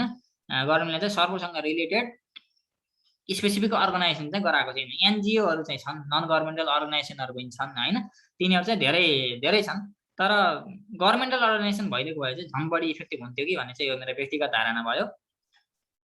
स्नेकको डाटाहरू त मैले अघि नै भनिसकेँ है। अब चाहिँ भेनमस स्नेक सब नेपाल, हाम्रो नेपालमा पाइने विषालु सर्पहरू थोरै छन् है, मैले चाहिँ धेरै राखेको छैन, थोरै छन्, एकदम अत्याधिक मात्रामा देखिने सर्पहरू मात्र राखेको छु। सबैभन्दा सुरुमा चाहिँ ग्रिन पिट भाइपर, अघि जुन हामीले भाइपरेडी फ्यामिली भनेर भनिरहेको थियो होइन, त्यसको पहिलो मेम्बर हो ग्रिन पिट भाइपर। अनि यसलाई चाहिँ पिट भाइपर किन भने हो त भन्दा यसमा नि एउटा रिजन छ है। यो कर्सर हेर्नुहोस् त, यो कर्सरमा मैले यहाँ जुन देखाएको छु नि यो भनेको आई भयो है, यो कर्सर देखिरहेछ नि, यो आई भयो, आँखा भयो। अनि यो चाहिँ के हो त भन्दा नोस्ट्रिल, जुन हाम्रो नाकको पाल हुन्छ यस्तै सर्पको पाललाई चाहिँ नोस्ट्रिल भनेर भन्छ होइन, हाम्रो पाललाई नोस्ट्रिलै भन्छ भन्नलाई। तर यहाँ नोस्ट्रिल छ, यहाँ चाहिँ आई छ। नोस्ट्रिल र आईको बिचमा चाहिँ एउटा हेर्नु त यहाँ खाल्टो जस्तो एउटा बडी पार्ट देख्नु भयो होला हो, यो भागलाई चाहिँ के भन्छ पिट अर्ग्यान भनेर भन्छ, जसले गर्दा चाहिँ पिट भाइपर नाम रहेको। अनि यो पिट भाइपर जुन यो पिट अर्ग्यान भन्ने छ यसले चाहिँ के काम गर्छ त भन्दा यो पिट अर्ग्यानले चाहिँ आफ्नो प्रेहरूलाई डिटेक्ट गर्ने काम गर्छ क्या। उसले चाहिँ आफ्नो शिकारलाई पत्ता लगाउने काम गर्छ। कसरी पत्ता लगाउँछ त भन्दा हिट रेडिएसन होइन, थर्मो रिसेप्टर हो यो चाहिँ, थर्मो रिसेप्टर हिट रेडिएसनबाट चाहिँ थाहा पाउने हो।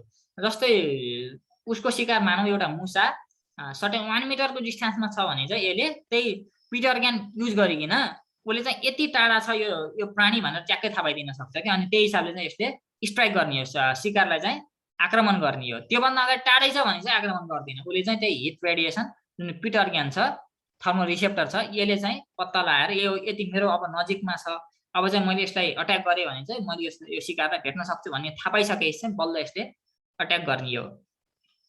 यहाँ चाहिँ हाइली भेनमस लेखेर रहेछ होइन, यो हाइली भेनमस कतिपयले हाइली भेनमस मान्छ, कतिपयले भेनमस मात्र मान्छ यसलाई चाहिँ होइन। सर्प सम्बन्धी चाहिँ यति कम स्टडी भएको छ कि डिबेटहरू बढी छन् क्या। एउटा रिसर्चरले एउटा भनिदिन्छ, अर्को रिसर्चरले अर्को भनिदिन्छ। अब यो कतिले हाइली भेनमस भन्छन्, कतिले भेनमस मात्र भन्छन्। अब यसको चाहिँ कस्तो छ त भन्दा नर्मल्ली कोब्रा करेतहरूमा चाहिँ तपाईँको लेस देन 20 ml 20 ml भन्दा कम विषले चाहिँ मान्छे उपचार भएन भने चाहिँ जान्छ होइन, मान्छेको मृत्यु हुन्छ। तर भाइपरहरूको केसमा चाहिँ जुन ग्रिन पिट भाइपर छ यसको चाहिँ अलमोस्ट 100 मिलिग्राम विष चाहिँ चाहिन्छ मान्छे मर्नलाई भन्ने मान्यता छ। जसले गर्दा चाहिँ मान्छेले हरियो सापले टोकेर, जुन पहाडतिर घर भएका मान्छेहरू हुन्छन् होइन, घाँस काट्ने बेला मलाई हरियो सापले टोक्यो, म त हस्पिटलै गएन, म त यत्तिकै पनि एक दिन खुट्टा सुन्यो अनि पछि बाँचिके भनेर सुनिरहनु भयो होला। त्यो चाहिँ किन रहेछ त भन्दा यसले चाहिँ धेरै विष छान्नु पर्ने रहेछ होइन, मान्छेहरू मर्नलाई यसले चाहिँ धेरै विष 100 ml भनेको चाहिँ अलि धेरै नै हो क्या। त्यति धेरै विष छाडेर मात्र मान्छे मर्दो रहेछ। अब बच्चाहरूले चाहिँ अब 50 ml ले पनि मारिदिन सक्छ होइन, मान्छेको इम्युनिटी सिस्टम अनुसार पनि भर पर्ने कुरा हो यो चाहिँ। ट्याक्कै यति ml नै फिक्स भन्ने चाहिँ हुँदैन, नर्मली एडल्ट हेल्दी पर्सनलाई हेरिकन चाहिँ रेफरेन्स दिइन्छ। त्यसको लागि चाहिँ यो ग्रिन पिट भाइपरको चाहिँ 100 ml लाई फ्याटल डोज भनेर मान्छ है।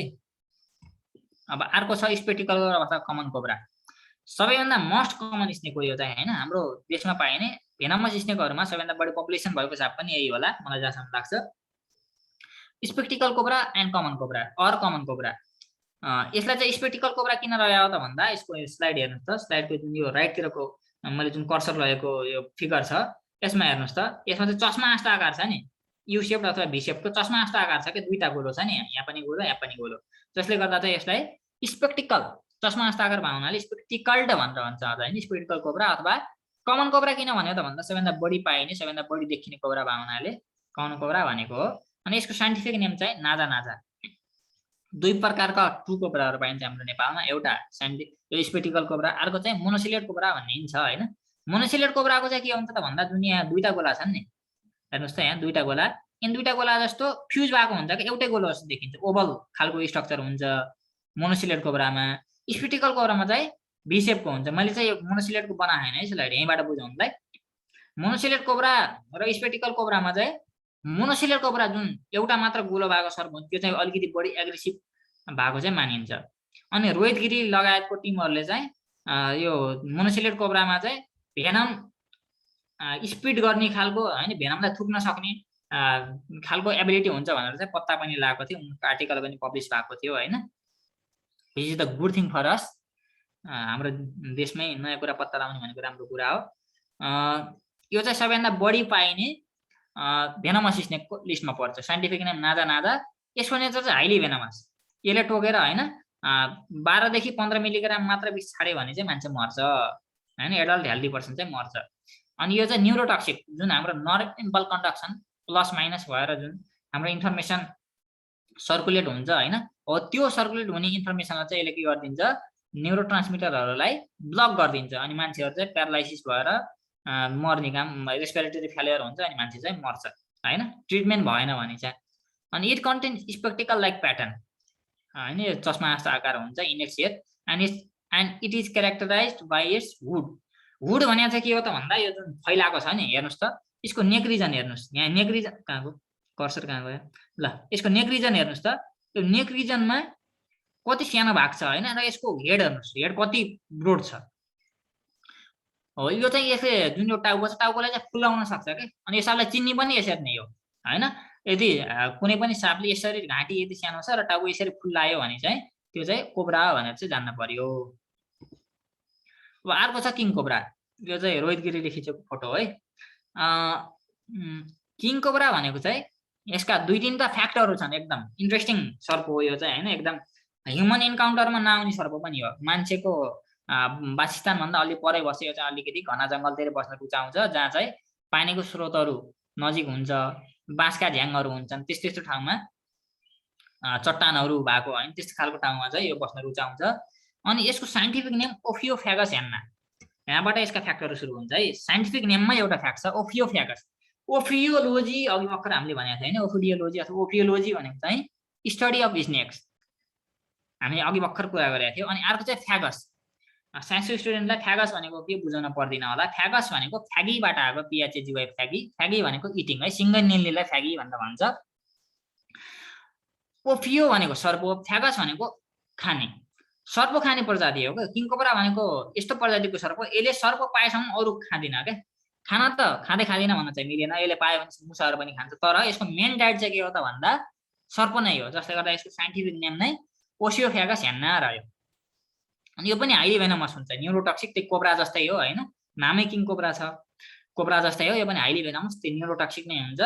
अनि यसले चाहिँ यति धेरै अमाउन्टमा, यसको बाइटमा ड्राई बाइटको चान्स पनि बढी हुन्छ अरे हैन, यो चाहिँ मैले सुनेको, ड्राई बाइटको चान्स पनि बढी हुन्छ अरे। यसले टोक्यो भने चाहिँ 50% केस त ड्राई बाइटै हुन्छ अरे, यसले विषै नछाड्ने हुन्छ अरे। तर यति यसले विष छाड्यो भने चाहिँ यति धेरै मात्रामा विष छाडिदिन्छ कि मान्छेहरू 10 मिनेटमा मर्दिन्छ अरे क्या, पुरै 10 मिनेटमै मान्छेको निधन हुन्छ अरे। यो सापले टोकेर यदि भेनम छाड्यो भने चाहिँ यति धेरै अमाउन्टमा अलमोस्ट 500 ml जति छाडिदिन्छ अरे क्या। 15 ml भनेको यसको फेटल डोज हो हैन, 15 ml ले मान्छे मर्छ। अनि यसले 500 ml छाड्दियो भने त मान्छे ठाउँको ठाउँ आउने भयो, चाँडै नै मर्ने भयो। जसले गर्दा यो सापलाई ह्यान्डल गर्ने बेला चाहिँ अलि बढी केयरफुल चाहिँ हुनुपर्छ हैन।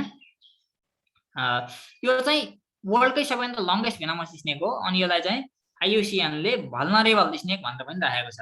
यो चाहिँ लोप उन्मुख सर्प हो एकदम। यसलाई अब प्रोटेक्टेड लिस्टमा राखिएन अथवा यसलाई केयर गरेन भने चाहिँ यो चाहिँ बिस्तारै तपाईँको 10-12 वर्षपछि लोप भएर जान्छ भनेर चाहिँ वार्निङ पनि दिइसकेको छ हैन। जसले गर्दा यसलाई मार्यो भने चाहिँ मान्छेहरूले यसले मारे अथवा चलाएको खबर पाइयो भने कारबाही पनि हुन्छ। यो चाहिँ वर्ल्डकै सबैभन्दा लङ्गेस्ट भेनमस स्नेक हो। अनि it is the only snake, यो मात्र एक प्रजातिको साप हो जसले चाहिँ गुड बनाउँछ। गुड कस्तो खालको गुड बनाउँछ त भन्दा जुन ड्राई लिप्सहरू हुन्छ नि, खसेका रुखबाट खसेका पातहरू, जुन सुकेका पातहरू हुन्छन्, तिनीहरूको डिस्को जस्तो बनाएर अलिकति हाइटमा राखेर त्यहीको उपर चाहिँ अन्डा पार्छ र त्यो अन्डाबाट बच्चा ननिस्किने बेलासम्म चाहिँ केयर गर्छ। जब त्यहाँबाट बच्चा निस्किन्छ त्यहाँबाट चाहिँ यो नेस्ट छाडेर जान्छ। यो सर्पको फ्याक्टरहरू चाहिँ यस्ता खालका छन्। अनि यो साप चाहिँ ट्रु कोब्रामा पर्दैन है। नाम किङ कोब्रा भए पनि किङ कोब्रा किन भन्यो त भन्दा यसले चाहिँ हुड फैलाउनलाई। तर के हो त भन्दा यो सर्पले यति यसको घाँटीको जुन घाँटी र उसको रेसियो छ नि, तपाईको यसको घाँटी र टाउको रेसियो हुडको रेसियो चाहिँ धेरै अन्तराल धेरै फरक हुँदैन क्या। अघि हामीले कोब्राको केसमा अघि स्लाइड देखेँ हेर्नु त, कोब्राको केसमा यो घाँटी यति सानो छ अनि यो हुड फैलेको चाहिँ एकदम ठुलो छ है, यो चाहिँ कोब्राको केस भयो। अनि यसमा चाहिँ के हुन्छ त भन्दा घाँटी र टाउको रेसियो त्यति ठुलो हुँदैन, जसले गर्दा चाहिँ यो ट्रु कोब्रा चाहिँ होइन, ट्रु कोब्रा होइन, यसमा चाहिँ ट्रु हुड चाहिँ हुँदैन क्या, यसले फैलाउन चाहिँ सक्दैन त्यसरी। अब अर्को सर्प छ कमन करेज भनेर भन्छ है।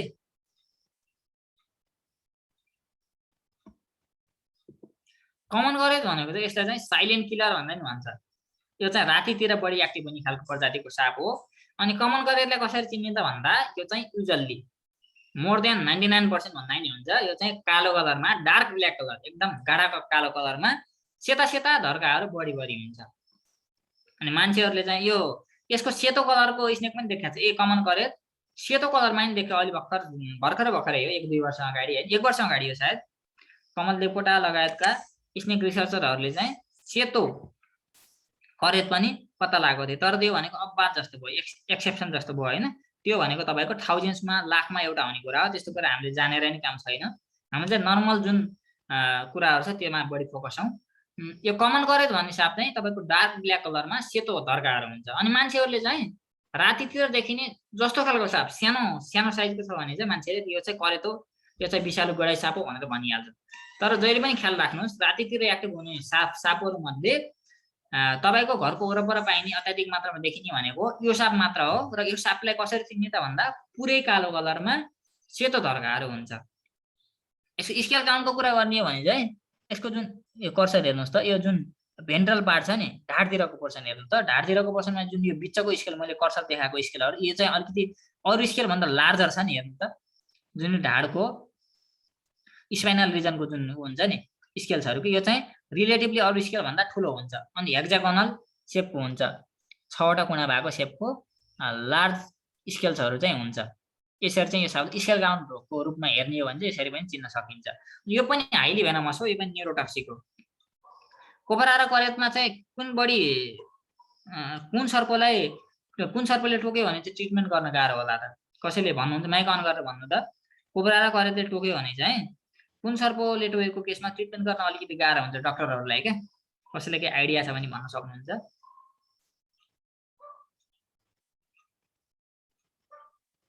कोब्रा नै होला। कोब्रा नै होला, ओके। यहाँ क्वेसन्सहरू रहेछ है, क्वेसन्सहरू चाहिँ म पछि लास्टमा ट्याकल गर्छु, माथिदिनु होला। ओके, ट्रिटमेन्ट गर्न चाहिँ करेजको केसमा गाह्रो हुन्छ है। किन गाह्रो हुन्छ त भन्दा करेज भनेको तपाईँको यसमा अलिकति भास्ट टाइपको हुन्छ क्या, न्युरोटक्सिक त दुइटै न्युरोटक्सिक हो होइन। करेजकोमा चाहिँ प्री एन्ड पोस्ट साइनेप्टिक न्युरोटक्सिक भन्छ।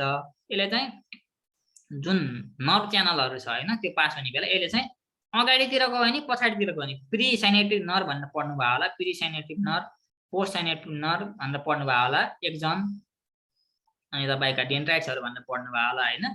हो यसले चाहिँ दुइटैले ब्लक गरिदिन्छ, अगाडिको पनि पछाडिको पनि, जसले गर्दा चाहिँ मान्छेलाई यसले यो सर्पले टोक्यो भने चाहिँ प्यारालाइसिस हुने चान्स बढी हुन्छ क्या, दुइटै च्यानलहरूलाई ब्लक गरिदिन्छ। अनि ट्रिटमेन्ट गर्न पनि मान्छेहरूले कमन करेजको लागि अलिकति अप्ठ्यारो मान्छ डक्टरहरूले। अनि यसलाई चाहिँ साइलेन्ट किलर भनेर किन भनिन्छ त भन्दा यो सर्पलाई चाहिँ साइलेन्ट किलर भनेर भनिन्छ। किन भनिन्छ त भन्दा यो सर्पले टोक्यो कस्तो बेला टोक्छ? राति बेला टोक्छ, रातितिर अक्सर मान्छेहरू निदाइसकेका हुन्छन् होइन। अनि जुन माटाका घरहरू भएका सर्पहरू के अरे माटाका घर भएका मान्छेहरू हुन्छन् उनीहरू चाहिँ यदि माटाको घर भएका मान्छेहरू चाहिँ बेड नलगाएर भुइँमै सुतेको हुन्छन् भने चाहिँ त्यहाँ गएर यसलाई चाहिँ हिट रेडिएसन एकदम मनपर्छ होइन। न्यानो खोजेको रातितिर युजली जाडो हुन्छ दिउँसो भन्दा होइन, रातितिर जाडो हुन्छ। अनि यो साप चाहिँ रातितिर निस्किन्छ। अनि रातितिर चाहिँ यो मान्छेको त्यो मान्छेबाट हिट टेम्परेचर भनौँ न टेम्परेचर ब्यालेन्सको लागि चाहिँ अथवा हिट रेडिएसन पाउनको लागि न्यानोपन पाउनको लागि मान्छेको नजिक गएर बसिरहेको हुन्छ, रेस्ट गरेर हुन्छ। यसले चाहिँ सडन मुभमेन्ट नहुँदासम्म फेरि टोक्दिन, त्यहाँ हलचल नहुँदासम्म टोक्दिन। अब जब मान्छे राति एकपल्ट फेर्छ नि अब यताउता हल्लिन लाग्छ सुते बेला, त्यति बेला चाहिँ यसले टोक्छ। अनि यसले टोकेको चाहिँ कस्तो हुन्छ भन्दा मच्छरले टोके बराबर दुख्ने हो, त्यस्तो बढी दुख्दैन दुख्दैन। अब कोब्राले टोक्यो भने चाहिँ एकदम बढी दुख्छ होइन, अरू सापले टोक्यो भने चाहिँ एकदम बढी दुख्छ।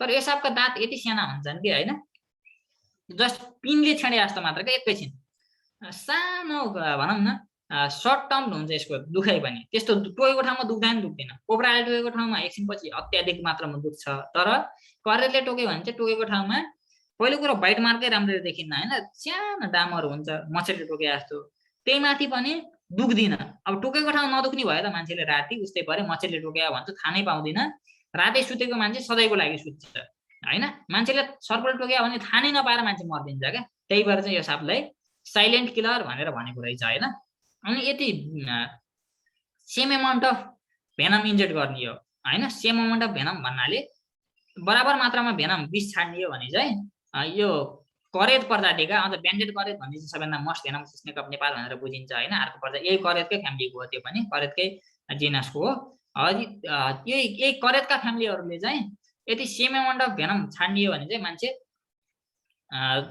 मोस्ट भेनमस स्नेकको क्याटेगोरीमा चाहिँ यसलाई राख्न सकिन्छ यसले यो सापले टोकेको 6 मिलिग्राम मात्र विषले चाहिँ के गर्छ मान्छे मर्छ कोब्राले टोकेको चाहिँ 12 मिलिग्राम चाहिन्छ यसको ठ्याक्कै डबल चाहिँदो रहेछ भनेपछि मान्छेहरूले भन्छन् कि कुन चाहिँ अलि बढी भेनमस हो त हैन कोब्राले करेत हो भन्ने बेला मैले चाहिँ करेतलाई नै बढी प्रायोरिटी दिन्छु किन त भन्दा यसले चाहिँ थोरै विषले कोब्राले मार्ने भन्दा ट्याक्कै आधा विषले नै मान्छेले मार्दिन सक्छ जसले गर्दा यो सबलाई चाहिँ मैले बढी भेनमसको क्याटेगोरीमा चाहिँ राख्छु अब डिफ्रेन्ट रिसर्चरहरूको डिफ्रेन्ट स्नेक रिलेटेड पढेका मान्छेहरूको डिफ्रेन्ट सोचहरू हुन्छ हैन उनीहरुसित मेरो नमिल्न सक्छ कुराहरू तर मैले तपाईलाई फ्याक्ट सहित भन्दै हैन किन मैले यो कुराहरू भने भनेर 6 मिलिग्रामले मात्र मान्छे मार्दिदो रहेछ कोब्राले चाहिँ 12 मिलिग्राम चाहिँदो रहेछ ट्याक्कै डबल चाहिँदो रहेछ भने चाहिँ करेतलाई हैन बढी भेनमस मान्ने यो चाहिँ मेरो व्यक्तिगत धारणा भयो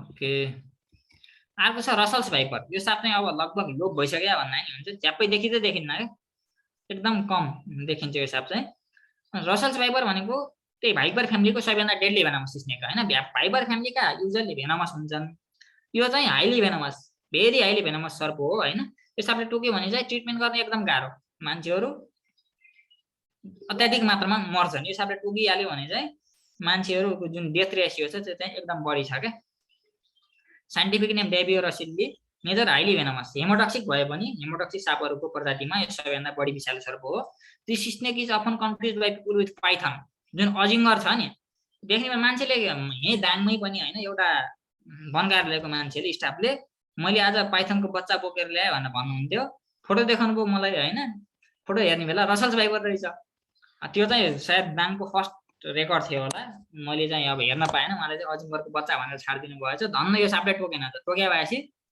अब गाह्रो हुन्थ्यो बाप्न हैन अजिङ्गरले टोक्या भनेर हस्पिटलै जानु नथ्यो होला अनि उहाँ आफै एकछिन पछि चाहिँ मर्न सक्नुहुन्थ्यो तर भाग्य रहेछ उहाँको जसले गर्दा यो सापले चाहिँ टोकेन अनि पाइथन र यो सापले चाहिँ कसरी चिन्ने त भन्दा यसो चाहिँ रेगुलर स्ट्रक्चर हुन्छ कि हेर्नु त ट्याक्क चेन जस्तो छ नि हेर्नु त यिनी यो के भन्छ यो जुन लाइनिङ्सहरू छ गोला गोला ओभल ओभल ओभल खालको इलङ्गेटेड जुन यिनी के भन्छ स्ट्रक्चर्सहरू छ स्ट्राइप्सहरू छ यो चाहिँ के छ रेगुलर प्याटर्नमा छ माथि टक्क लाइन लाइन लाइन लाइन लाइनमा ओरिएन्टेड भएका छन् तल पनि यो गोरोहरू पनि हेर्नु त ट्याक्क लाइन लाइनमा फेसिनेटिङ वेमा छ क्या यसको ओरिएन्टेसन चाहिँ तर पाइथनको चाहिँ इरेगुलर हुन्छ यसरी चाहिँ यो सापलाई चिनियो अनि यो सापको अर्को विशेषता भनेको यो सापले टोक्यो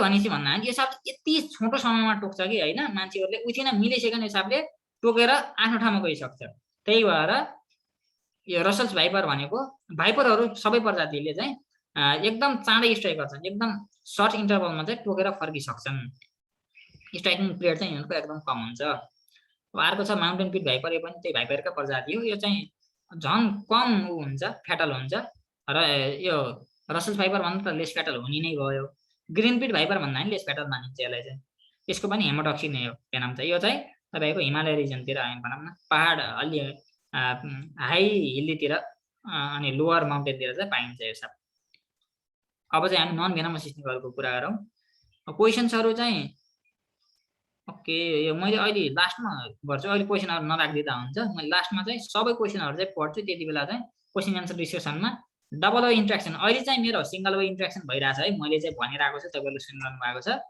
पछि हाम्रो 10-15 मिनट चाहिँ डबल इन्ट्रेक्सन हुन्छ कि त्यति बेला मैले तपाईँहरूबाट प्रश्न आउनेछ र मैले उत्तरहरू दिनेछु मैले जानेको जति है अब हाम्रो नेपालमा पाइने नन भेनमस स्नेकहरू एकदम कमनली पाइने नन भेनमस स्नेकहरू सबैभन्दा सुरुमा छ ऱ्याट स्नेक यो मलाई जहाँसम्म लाग्छ नेपालमा पनि सबैभन्दा बढी पाइने सर्प नै यही हो हैन, रेड स्नेक जुन चाहिँ धामन सर्प, धमिला सर्प भनेर चाहिँ चिन्ने गर्छन् हैन। धामन सर्प भन्छ यसको कमन नेपाली नेम चाहिँ।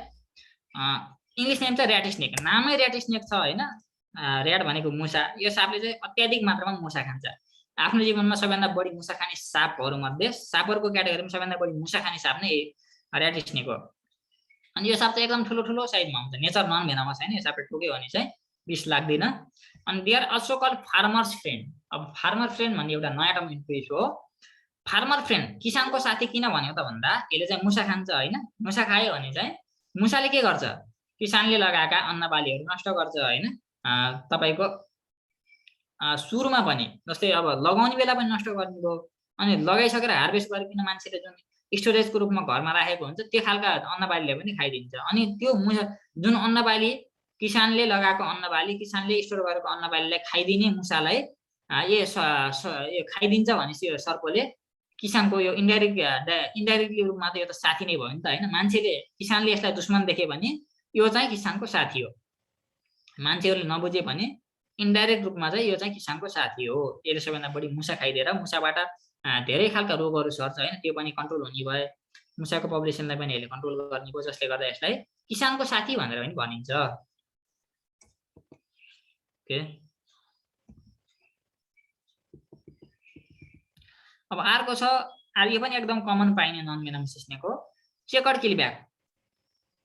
पानी सर्प भनेर चिन्नुहुन्छ नि तपाईले। तपाईले सबैभन्दा सामान्य सर्प मान्ने भनेको यही सर्पलाई हो। तपाई मान्छेहरूले नर्मल पिपलहरूले पानी सर्पले टोकेर चाहिँ विष लाग्दैन भन्ने ठान्छ के। मैले धेरै मान्छेहरूसित इन्ट्रेक्सन गर्ने बेला कुन सर्पले टोकेर विष लाग्दैन भन्ने बेला उनीहरूले पानी सर्पले मात्र टोकेर विष लाग्दैन, अरू सब सर्पले टोकेर विष लाग्छ भनेर भनिन्छ।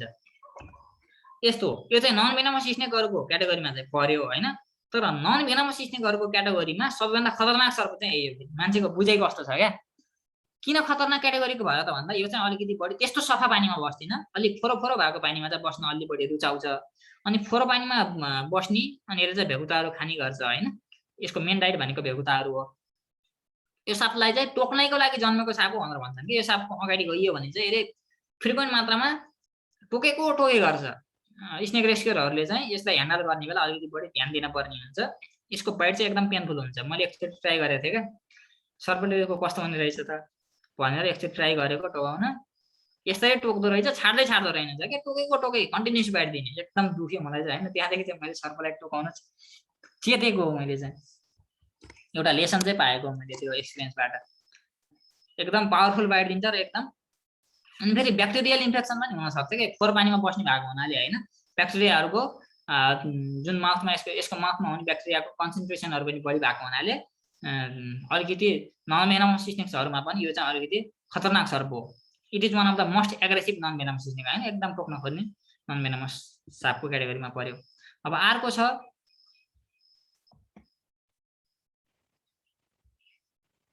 ओके, अर्को छ कमन उल्फ स्नेक। मान्छेले यो सापलाई चाहिँ विषालु जुन त्यो अघिको कमन करेट भनेर मैले देखाएको फेरि है, जुन यो सापसित मान्छेहरू एकदम बढी झुकिने गर्छ क्या। किन झुकिन्छ त भन्दा दुईटै रातितिर निस्किन्छन्। दुईटैको साइज यो फोटोमा साइज ठुलो देख्यो भने यसको साइज चाहिँ सानो सानो हुन्छ है, खासै ठुलो हुँदैन।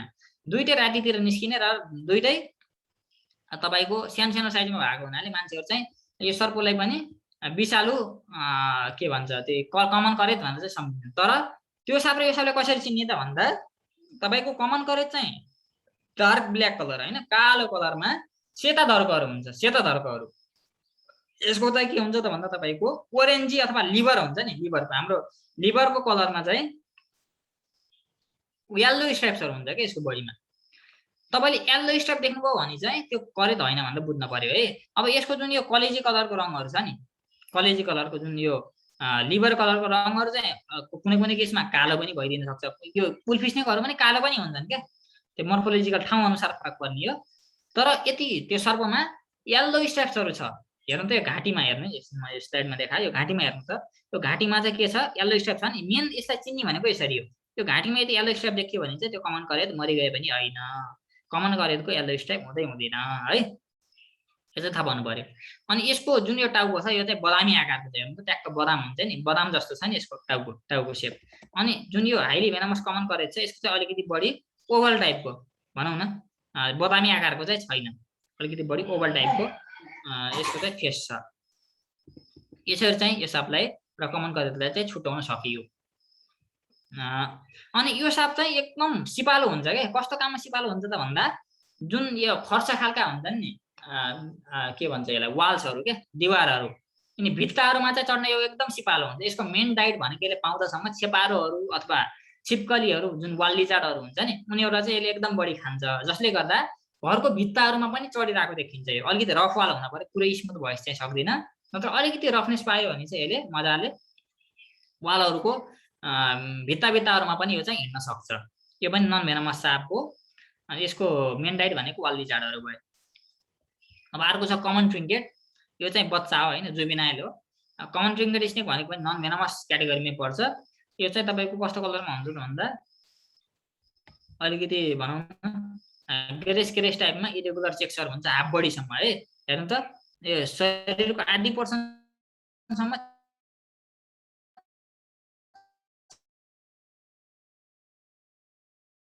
चेक्सहरू छ हैन, स्ट्राइप्सहरू, डट्सहरू छैनन् के, काला डट्सहरू। हेर्नु त पछि पुरै प्लेन छ नि, हो यो सर्प चाहिँ यसरी चिनियो। यसको scientific name Poliognathus helena, nature non venomous, यो पनि बिस्न लाग्ने साप हो। अब अर्को छ कपरेट ट्रिङ्केट स्नेक। यो चाहिँ एकदम फेसिनेटिङ स्नेक हो होइन, एकदम देख्ने बेला मजाको देखिन्छ क्या। कपरेट यसलाई किन भने हो त भन्दा यसको कलर चाहिँ तामाको कलर, ट्याक्कै तामाको रङ हुन्छ नि, कपर कलर भएको हुनाले यसलाई चाहिँ कपरहेड ट्रिङ्केट स्नेक भनेको हो। यसको साइन्टिफिक नेम चाहिँ पोलियोग्यान्थस भेडिएटस भनेर भन्छ। यो पनि नन भेनमस हो। It is one of the most beautiful non venomous snakes होइन। यो पनि एकदम एग्रेसिभ हुन्छ। यो पनि यसले चाहिँ एकचोटि डेन्जर महसुस गर्यो भने चाहिँ आफ्नो घाँटीलाई डबल ठुलो गराइदिन सक्छ। यसले आफ्नो शरीरको आधी पर्सेन्ट जति क्या, आफ्नो शरीरको आधी पर्सेन्ट जति पुरै फुलाइदिन्छ क्या, आफ्नो बडीभन्दा ट्याक्कै डबल भर्टिकल्ली बडीलाई इन्लार्ज गर्न चाहिँ सक्छ। अब अर्को छ, यो पनि एकदम कमन साप। यो सापलाई पनि मान्छेले नन भेनमस चाहिँ भन्दो रहेछ है। यो सापलाई पनि मान्छेले डेरी साप भनेर भन्छ होइन, हाम्रो ठाउँमा चाहिँ डेरी साप भन्छ। ठाउँ हेरिकन बगाले साप भन्छ, कति ठाउँमा हरहरे भन्छ है। ठाउँ अनुसार यसको नाम फरक छ। यसको इङ्ग्लिस नेम चाहिँ बब स्ट्राइप्ड किलब्याक अथवा डेरी साप अथवा बगाले साप, हरहरे साप। अनि यसलाई चाहिँ बगाले साप किन भने हो त भन्दा कहिलेकाहीँ चाहिँ यिनीहरू ग्रुपमा देखिन्छन्। किन ग्रुपमा देखिन्छन् त भन्दा फिमेल्सहरू, यसको फिमेल्सहरूले चाहिँ हिट प्रोड्युस गर्छ अरे क्या, जुन यो कपुलेसन हुने टाइममा चाहिँ होइन, रिप्रोडक्टिभ टाइममा चाहिँ हिट प्रोड्युस गर्छ र त्यसको स्मेल पाएर, त्यसको सेन्स पाएर मेल स्नेक्सहरू चाहिँ त्यसको वरपर देखिने हुनाले एउटा सर्प मार्यो भने धेरै सर्पहरू देखिन्छन् भन्छ त। हो त्यो कारण चाहिँ यो रहेछ, फिमेलहरूले मेललाई एट्र्याक्ट गरेको होइन। त्यो केसमा चाहिँ यदि सर्प देखियो भने चाहिँ सर्ट टर्म हो, यो एकैछिनले देखिन्छ, एकछिनपछि उनीहरूको पपुलेसन भइसक्यो भने चाहिँ सर्पहरू ग्रुपमा देखिँदैनन्, नत्र यिनीहरू पनि इन्डिभिजुअली नै देखिन्छन्। साइन्टिफिक नेम एम्पिस्टेमा स्टोरियाटम होइन, नेचर चाहिँ नन भेनमस। यो पनि some expert call this snake is mildly venomous, कतै चाहिँ माइल्डली भेनमस हुन्छ भनेर लेखेको होइन, के अरे लेखेको पनि देखाएको छु। तर चाहिँ हामीले मान्ने भनेको यसलाई नन भेनमस नै हो है, अभिशालु नै हो। यसले चाहिँ हामीले टोक्यो भने कुनै पनि खालको असर गर्दैन। अब अर्को छ कमन कुकुरी। कमन कुकुरी ब्यान्डेड कुकुरी भनेर पनि भन्छ। यसको चाहिँ शरीरभरि ब्यान्ड जस्तो देखिने हुनाले ब्यान्डेड कुकुरी भनेर पनि भन्छ। अनि यो सापलाई हेर्नुहोस् त, यो सापलाई पनि, यो सापको साइज पनि ठुलो हुन्न। यो सापलाई देखेर पनि मान्छेले चाहिँ विषालु कमन करेद भनेर सम्झिन्छ। ल कमन करेद अब चाहिँ तपाईँले चिन्न पर्यो। कमन करेद भनेको ब्ल्याक कलर, व्हाइट स्ट्राइप्सहरू। यसमा त स्ट्राइप नै ब्ल्याक छ, हेर्नु त स्ट्राइप नै ब्ल्याक छ। यसको कलर, बडी कलर चाहिँ तपाईँको ब्राउनिस टाइपको छ होइन। अनि स्ट्राइप्सहरू चाहिँ कस्तो छ, ब्ल्याक कलरको स्ट्राइप्सहरू छ। रातितिर देखिने सानो साइजको सर्प हो, ब्राउनिस कलरमा ब्ल्याक स्ट्राइप भएको। अझ मुखमा हेर्नु त, हेडमा हेर्नु त, हेडमा हेर्नु है, मैले हेडमा देखाइरहेको छु। हेडमा हेर्नु, भी-सेपको आकार छ नि, भी-सेपको आकार दुईटा हुन्छ है। भी-सेपको आकार दुईटा भएको देखिने देखिन्छ है। 100% त्यो के हो त भन्दा ब्यान्डेड कुकुरी अथवा कमन कुकुरी स्नेक हो। यो पनि नन भेनमस हुन्छ। यो सापले टोक्यो भने पनि कति पनि खालको विष लाग्दैन। अनि यो पनि नन भेनमस भयो होइन। अनि यसको नाम चाहिँ कुकुरी किन भयो त भन्दा यसको दाँतको सेप छ नि, त्यो चाहिँ हाम्रो नेपाली खुकुरी छ नि, खुकुरी जस्तो सेप भएको हुनाले यसको नाम चाहिँ कुकुरी भएको। उहिलाउनु कुरिया आए बेला खुकुरीलाई उनीहरूले प्रोनाउन्सिएसन गर्ने बेला कुकुरी भने होला नि, अनि नामै यसरी रह्यो भन्ने चाहिँ मान्यता छ यसको। लास्ट, यो चाहिँ लास्ट स्लाइड हो है यो नन भेनमसको क्याटेगोरीको। लास्टको स्नेक चाहिँ अजिङ्गर अथवा पाइथन है। अघि भर्खर हामीले पाइथनको दुईटा पाइथनहरू सबैभन्दा सुरुमै हेरेको थियो, दुईटा चाहिँ बर्मिज पाइथन र रक पाइथन भनेर हेरेको थियो होइन। तिनै दुईटा पाइथन चाहिँ हाम्रो नेपालमा पाइन्छ। पाइथनलाई नेपालीमा अजिङ्गर भनेर भन्छ अनि यसको पनि नेचर नन भेनमस नै हो। अनि हाम्रो नेपालमा पाइने सबैभन्दा ठुलो सर्प भनेको बर्मिज पाइथन हो है। तपाईँको रक पाइथन र बर्मिज पाइथनलाई चाहिँ अर्को रूपमा कसरी पनि थाहा पाउन सकिन्छ भन्दा रक पाइथनहरू भन्दा बर्मिज पाइथनहरू अलिकति ठुलो साइजसम्म बढ्न सक्छ भन्ने मान्यता छ है। रक पाइथनहरू भन्दा पनि बर्मिज पाइथनहरू अझै ठुलो साइजमा चाहिँ पाउँछ। यो कुरा चाहिँ थाहा राख्नु पर्यो। अब हामीले चाहिँ अब स्नेक रिलेटेड इन्फर्मेसन सक्यो। अब सर्पले टोकिहाल्यो भने चाहिँ के कसो गर्ने। अघि तपाईँहरूले एउटा भिडियो पनि देख्नुभयो होइन, त्यो भिडियोमा धेरै कुराहरू भनिसकेको छ। यसलाई चाहिँ मैले छोटकरीमा स्लाइड पढेन, सेसन पनि लामो हुन्छ, बोरिङ हुन्छ, जसले गर्दा मैले सरर भन्छु है त। एकचोटि ध्यान दिएर सुन्नु होला, एकदम इम्पोर्टेन्ट टपिक हो है।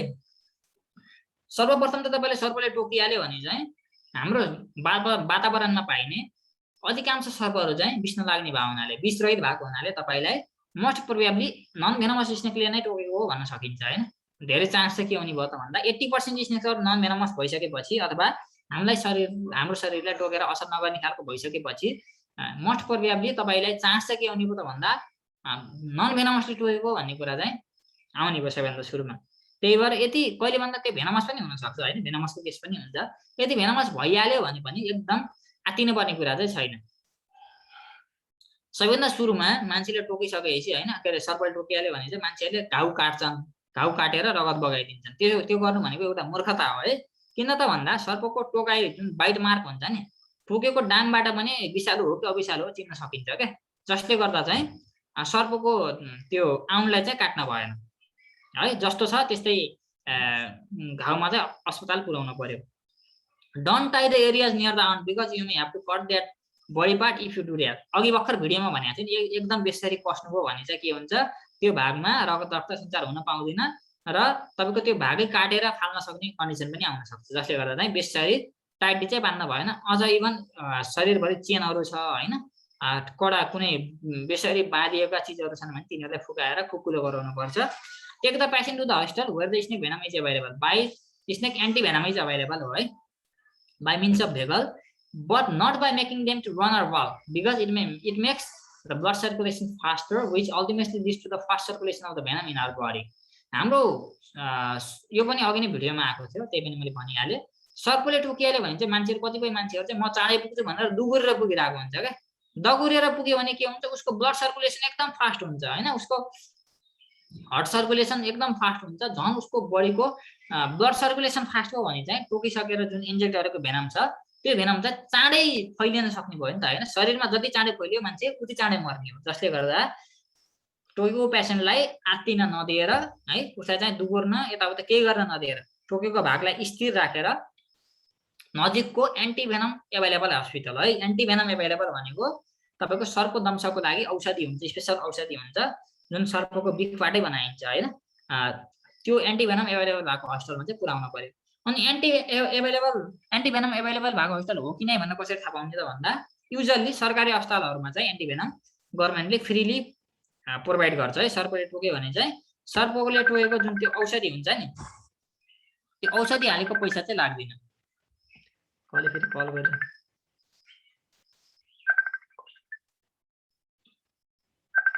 ओके, अनि के कुरा चाहिँ थाहा पाउनु पर्यो त भन्दा त्यो जुन हस्पिटलहरुमा, कतिपय हस्पिटलहरुमा चाहिँ एन्टी भेनम नै हुन्छ क्या। के अरे एन्टी भेनम त हुन्छ तर भेन्टिलेसन हुँदैन। भेन्टिलेसन भनेको पनि एउटा एकदम इम्पोर्टेन्ट फ्याक्टर हो। सर्पले टोकिहाल्यो भने चाहिँ एन्टी भेनम भएन भने पनि, के अरे एन्टी भेनम भएर पनि मान्छे मरिरहेको हुन्छ। किन मर्छ त भन्दा त्यहाँ चाहिँ के हुँदैन, भेन्टिलेसन हुँदैन। उसले चाहिँ प्रपर एयरेसन पाइरहेको हुँदैन। उसले चाहिँ नर्मल्ली सास फेर्न गाह्रो हुन्छ मान्छेलाई। सास फेर्न गाह्रो भएको मान्छेलाई चाहिँ भेन्टिलेसन भयो भने चाहिँ के हुन्छ त भन्दा अलिकति उसलाई इजी हुने भयो सास फेर्नलाई होइन। अनि प्रपर भेन्टिलेसन भएन भने पनि त्यो कम्प्लिट हस्पिटल चाहिँ भएन। एन्टी भेनम भएर मात्र पनि हुँदैन, त्यहाँ चाहिँ तपाईँको औषधि पनि हुन पर्यो, के अरे त्यो भेन्टिलेसन पनि हुन पर्यो, जसले गर्दा चाहिँ पेसेन्टलाई सास फेर्न सजिलो हुन्छ। मैले रातो अक्षरमा लेखेको छु नि, even if anti venom is available, the patient dies if in hospital due to lack of proper ventilation system ICU system नभएर आइसियुहरू नभएर पनि मान्छेहरू मरिरहेको हुन्छ। गभर्मेन्ट हस्पिटलमा चाहिँ यदि तपाईँको नजिकमा भएका गभर्मेन्ट हस्पिटलहरूमा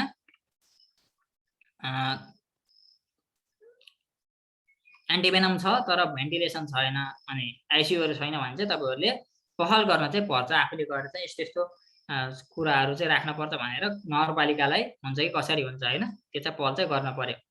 त्यस्तो खालको समस्या चाहिँ हाम्रो यो मेरो स्थानीय ठाउँमा बनेको थियो। मैले पनि पहल गरेरै आजकल चाहिँ भेन्टिलेसन र आइसियुको व्यवस्था चाहिँ भएको छ।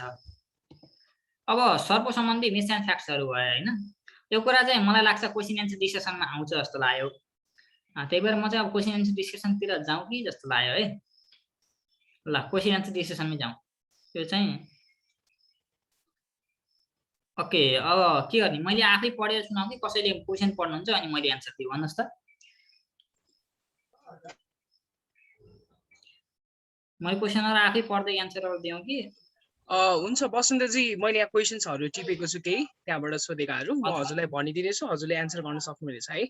हामीसँग धेरै टाइम छैन, त्यही भएर हामी सबै क्वेसन्सहरू सिमिलर क्वेसन्सलाई चाहिँ हामी एड्रेस गर्ने छैनौँ र कुनै कुनै इम्पोर्टेन्ट क्वेसन्सहरू जुन यहाँ हजुरहरूले सोध्नु भएको छ ती क्वेसन्सहरूलाई चाहिँ हामी एड्रेस गर्नेछौँ। त्यसै गरी हाम्रो बसन्त सरले चाहिँ यसको एन्सर हामीलाई दिनुहुनेछ। सो फर्स्ट क्वेसन यहाँ विकास ज्यूको रहेको छ। उहाँले सोध्नु भएको छ बडीबाट एब्जर्ब हुँदैन र भेनम भनेर सोध्नु भएको छ। बडीबाट एब्जर्ब हुँदैन र भेनम? ए यस्तो हजुर, भेनम भनेको के? ल मैले बुझेँ है तपाईँले भनेको क्वेसन। भेनम भनेको कस्तो कुरा हो त भन्दा, सेयरिङ स्क्रिन डिसेबल गरेँ है त मैले। भेनम भनेको कस्तो कुरा हो त भन्दा हाई प्रोटिन हो होइन। तपाईँले जस्तै मासु खानुभयो भने चाहिँ मासु नै त हाम्रो शरीरले त्यो ब्लडमा जाने होइन नि त। उसले चाहिँ मासुलाई के गर्छ, हाई प्रोटिन त्यो कन्जुगेटेड अथवा कम्प्लेक्स प्रोटिनलाई चाहिँ पचाएर सिम्पलर एमिनो एसिड भन्ने जुन एब्जर्बेबल फर्ममा छ होइन त्यो फर्ममा सुरुमा ट्रान्सफर गर्छ अनि एमिनो एसिडमा कन्भर्ट भइसकेपछि मात्र हाम्रो बडीले चाहिँ एब्जर्ब गर्ने हो। सिधै स्नेक भेनम भनेको पनि हाई प्रोटिन रहेछ होइन। त्यो हाई प्रोटिन जुन कम्प्लेक्स प्रोटिन छ त्यसलाई पनि पचाएर डाइजेस्ट गरिकन जुन प्रोटिन डाइजेस्टिङ इन्जाइम्सहरू छन् होइन, ट्राइप्सिनहरू पेप्सिनहरूले चाहिँ त्यसलाई टुकारेर सिम्पलर एमिनो एसिडमा टुकार्छन्। एमिनो एसिडमा टुकारिसकेपछि त्यो एब्जर्ब गर्यो भने त हामीले किन असर गरेर? केही असर गरेन। तपाईँको उत्तर जहाँसम्म लाग्छ आयो होला, भएन भने चाहिँ अर्को प्रश्न पनि सोध्न सक्नुहुन्छ है। हामीले चाहिँ सिधै स्नेक भेनमलाई त्यो हाई प्रोटिनलाई एब्जर्ब गर्ने होइन कि हाम्रो बडीले त्यसलाई सिम्पलेस्ट एमिनो एसिडमा लगेर कन्भर्ट गरेर त्यो चाहिँ हाम्रो रगतले चाहिँ एब्जर्ब गर्ने हो क्या। ल अब अर्को क्वेसन यहाँ एकजनाले सोध्नु भएको छ सायद स्नेकको मोर्फोलोजी रिलेटेड। स्नेक्सको आई साइट र हियरिङको के छ स्नेक्सहरूमा भनेर लेख्नु भएको छ। सायद उहाँले अर्ग्यान्सहरू सोध्नु भएको होला। ओके मैले बुझेँ, उहाँले सोधेको क्वेसन मैले बुझेँ। स्नेकको आई साइट भन्नुभयो होइन। स्नेकहरू चाहिँ के गर्छ त भन्दा स्किन सेड गर्छ है। उसले चाहिँ आफ्नो छालाहरू फेरिरहेको हुन्छ, पतला भनेर भन्छ होइन, काँचुली फेर्छ भनेर भन्छ नि। सर्पले चाहिँ आफ्नो बडीको काँचुली फेर्छ। किन फेर्छ त भन्दा उसले चाहिँ आफ्नो जुन बडीको ग्रोथ गर्ने बेला उसका सेलको इन्लार्जमेन्ट हुँदैन क्या। जस्तै सानो सेल ठुलो सेल हुँदैन, उसको साइज बढ्न पर्यो भने चाहिँ त्यो उसले छालालाई नै फेरेर फाल्नु पर्ने हुन्छ, जसले गर्दा चाहिँ सेडिङ गर्ने हो। अनि जब त्यो फेर्ने छाला हुन्छ नि त्यो चाहिँ जति पुरानो हुँदै गयो उति स्नेकको भिजन चाहिँ ब्लरी हुँदै जान्छ। जस्तै अब स्नेकले रिसेन्टली पतला फेरेको छ अथवा स्नेकले रिसेन्टली काँचुरी फेरेको छ भने चाहिँ सर्पले त्यति बेला चाहिँ अलिकति एक्टिभली अलि बढी नै देख्छ होइन। जब उसको त्यो स्केल भनौँ न पुरानो हुँदै जान्छ उसको भिजन चाहिँ ब्लरी हुँदै जाने हो। भिजनको कुरा चाहिँ यस्तो भयो। अनि इयरको कुरा चाहिँ स्नेकको जस्तै हाम्रो एक्सटर्नल पिन्ना छ नि, भिडियोमा देख्नु भयो होला, एक्सटर्नल पिन्ना भन्छ यसलाई चाहिँ होइन। यो पिन्ना चाहिँ पिन्नाले के काम गर्छ त भन्दा साउन्ड एम्प्लिफायर अथवा साउन्डको के भन्छ त्यसलाई सङ्कलन गर्ने क्या, कलेक्सन गर्ने काम गर्छ। यहाँबाट चाहिँ धेरै साउन्डहरू चाहिँ के हुने भयो जाने भयो भित्र, साउन्ड कलेक्सन जस्तो काम गर्छ होइन। सर्पहरूमा चाहिँ यो एक्सटर्नल पिन्ना भन्ने चाहिँ हुँदैन, जसले गर्दा उसको इन्टरनल इयर त हुन्छ, उसको एक्सटर्नल इयर चाहिँ हुँदैन, पिन्ना चाहिँ हुँदैन, तर इन्टरनल इयर चाहिँ हुन्छ, जसले गर्दा उसले सुन्दै नसुन्ने चाहिँ होइन, सुन्नु चाहिँ सुन्छ तर हामी जति चाहिँ सुन्दैन। किन त भन्दा एक्सटर्नल पिन्ना हुँदैन। ल अब अर्को क्वेसन यहाँ उत्सव पराजुले चाहिँ स्नेकको डिस्ट्रिब्युसनको आधारमा एउटा क्वेसन सोध्नु भएको छ। कोब्रा र करेत नेपालको रिजनमा पाइने कमन स्नेकहरू हुन्, त्यही पनि त्यसमा पनि इस्टर्न नेपालमा चाहिँ कोब्राको रेसियो धेरै छ अनि वेस्टर्न नेपालमा चाहिँ करेतको रेसियो धेरै छ। त्यस्तो हुनुको एक्ज्याक्ट रिजन चाहिँ के होला? इस्टर्न रिजनमा कोब्राको पपुलेसन बढी छ, वेस्टर्न रिजनमा भन्नुभन्दा पनि जियोग्राफिकल डिस्ट्रिब्युसन हेर्ने बेला चाहिँ तपाईँको जुन यो लोवर तराई अनि इभन अप्पर तराई र लोवर हिल्सहरूमा चाहिँ कोब्राहरू पाइन्छ। अनि स्टडी नभएको नि हुनसक्छ नि त होइन। नर्मली तपाईँको कस्तो छ त भन्दा यति टेम्परेचर भनौँ न, जस्तै मेरो दाङको टेम्परेचर, दाङ भने चाहिँ वेस्टर्न पार्टमा पर्छ होइन। यहाँ चाहिँ मैले अधिकांश रूपमा कोब्रा सबैभन्दा बढी मैले रेसिभ गर्ने साप भनेकै कोब्रा हो होइन। भनेपछि तपाईँले भनिरहेको कुरा चाहिँ गलत हुनसक्छ, रिसर्चको कमी भएको हुनसक्छ। इस्टर्न पार्टमा चाहिँ रिसर्चरहरू पनि बढी छन् होइन। इस्टर्न पार्टमा चाहिँ के छ त भन्दा स्नेक भनौँ न, स्नेक रिलेटेड पढिरहेको मान्छेहरू पनि बढी छन्, उनीहरूले बढी रेकर्ड गरिरहेका छन्। अनि उनीहरूले चाहिँ वेस्टमा आएर त्यति अध्ययन नगरेको हुनाले यो डाटा चाहिँ देखायो होला। नत्र भने चाहिँ मैले भेनामस स्नेकहरू ह्यान्डल गर्ने बेला करेक्ट त मैले अहिलेसम्म 4वटा 5वटा मात्र गरेँ होला।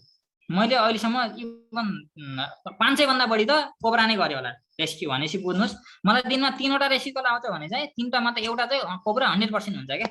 त्यही भएर यो वेस्टर्न नेपालमा कोब्राको पपुलेसन कम छ भन्नु चाहिँ गलत हो जस्तो लाग्छ मलाई। रिसर्चको कमीले गर्दा चाहिँ यो डाटा तपाईँले पाउनुभयो होला।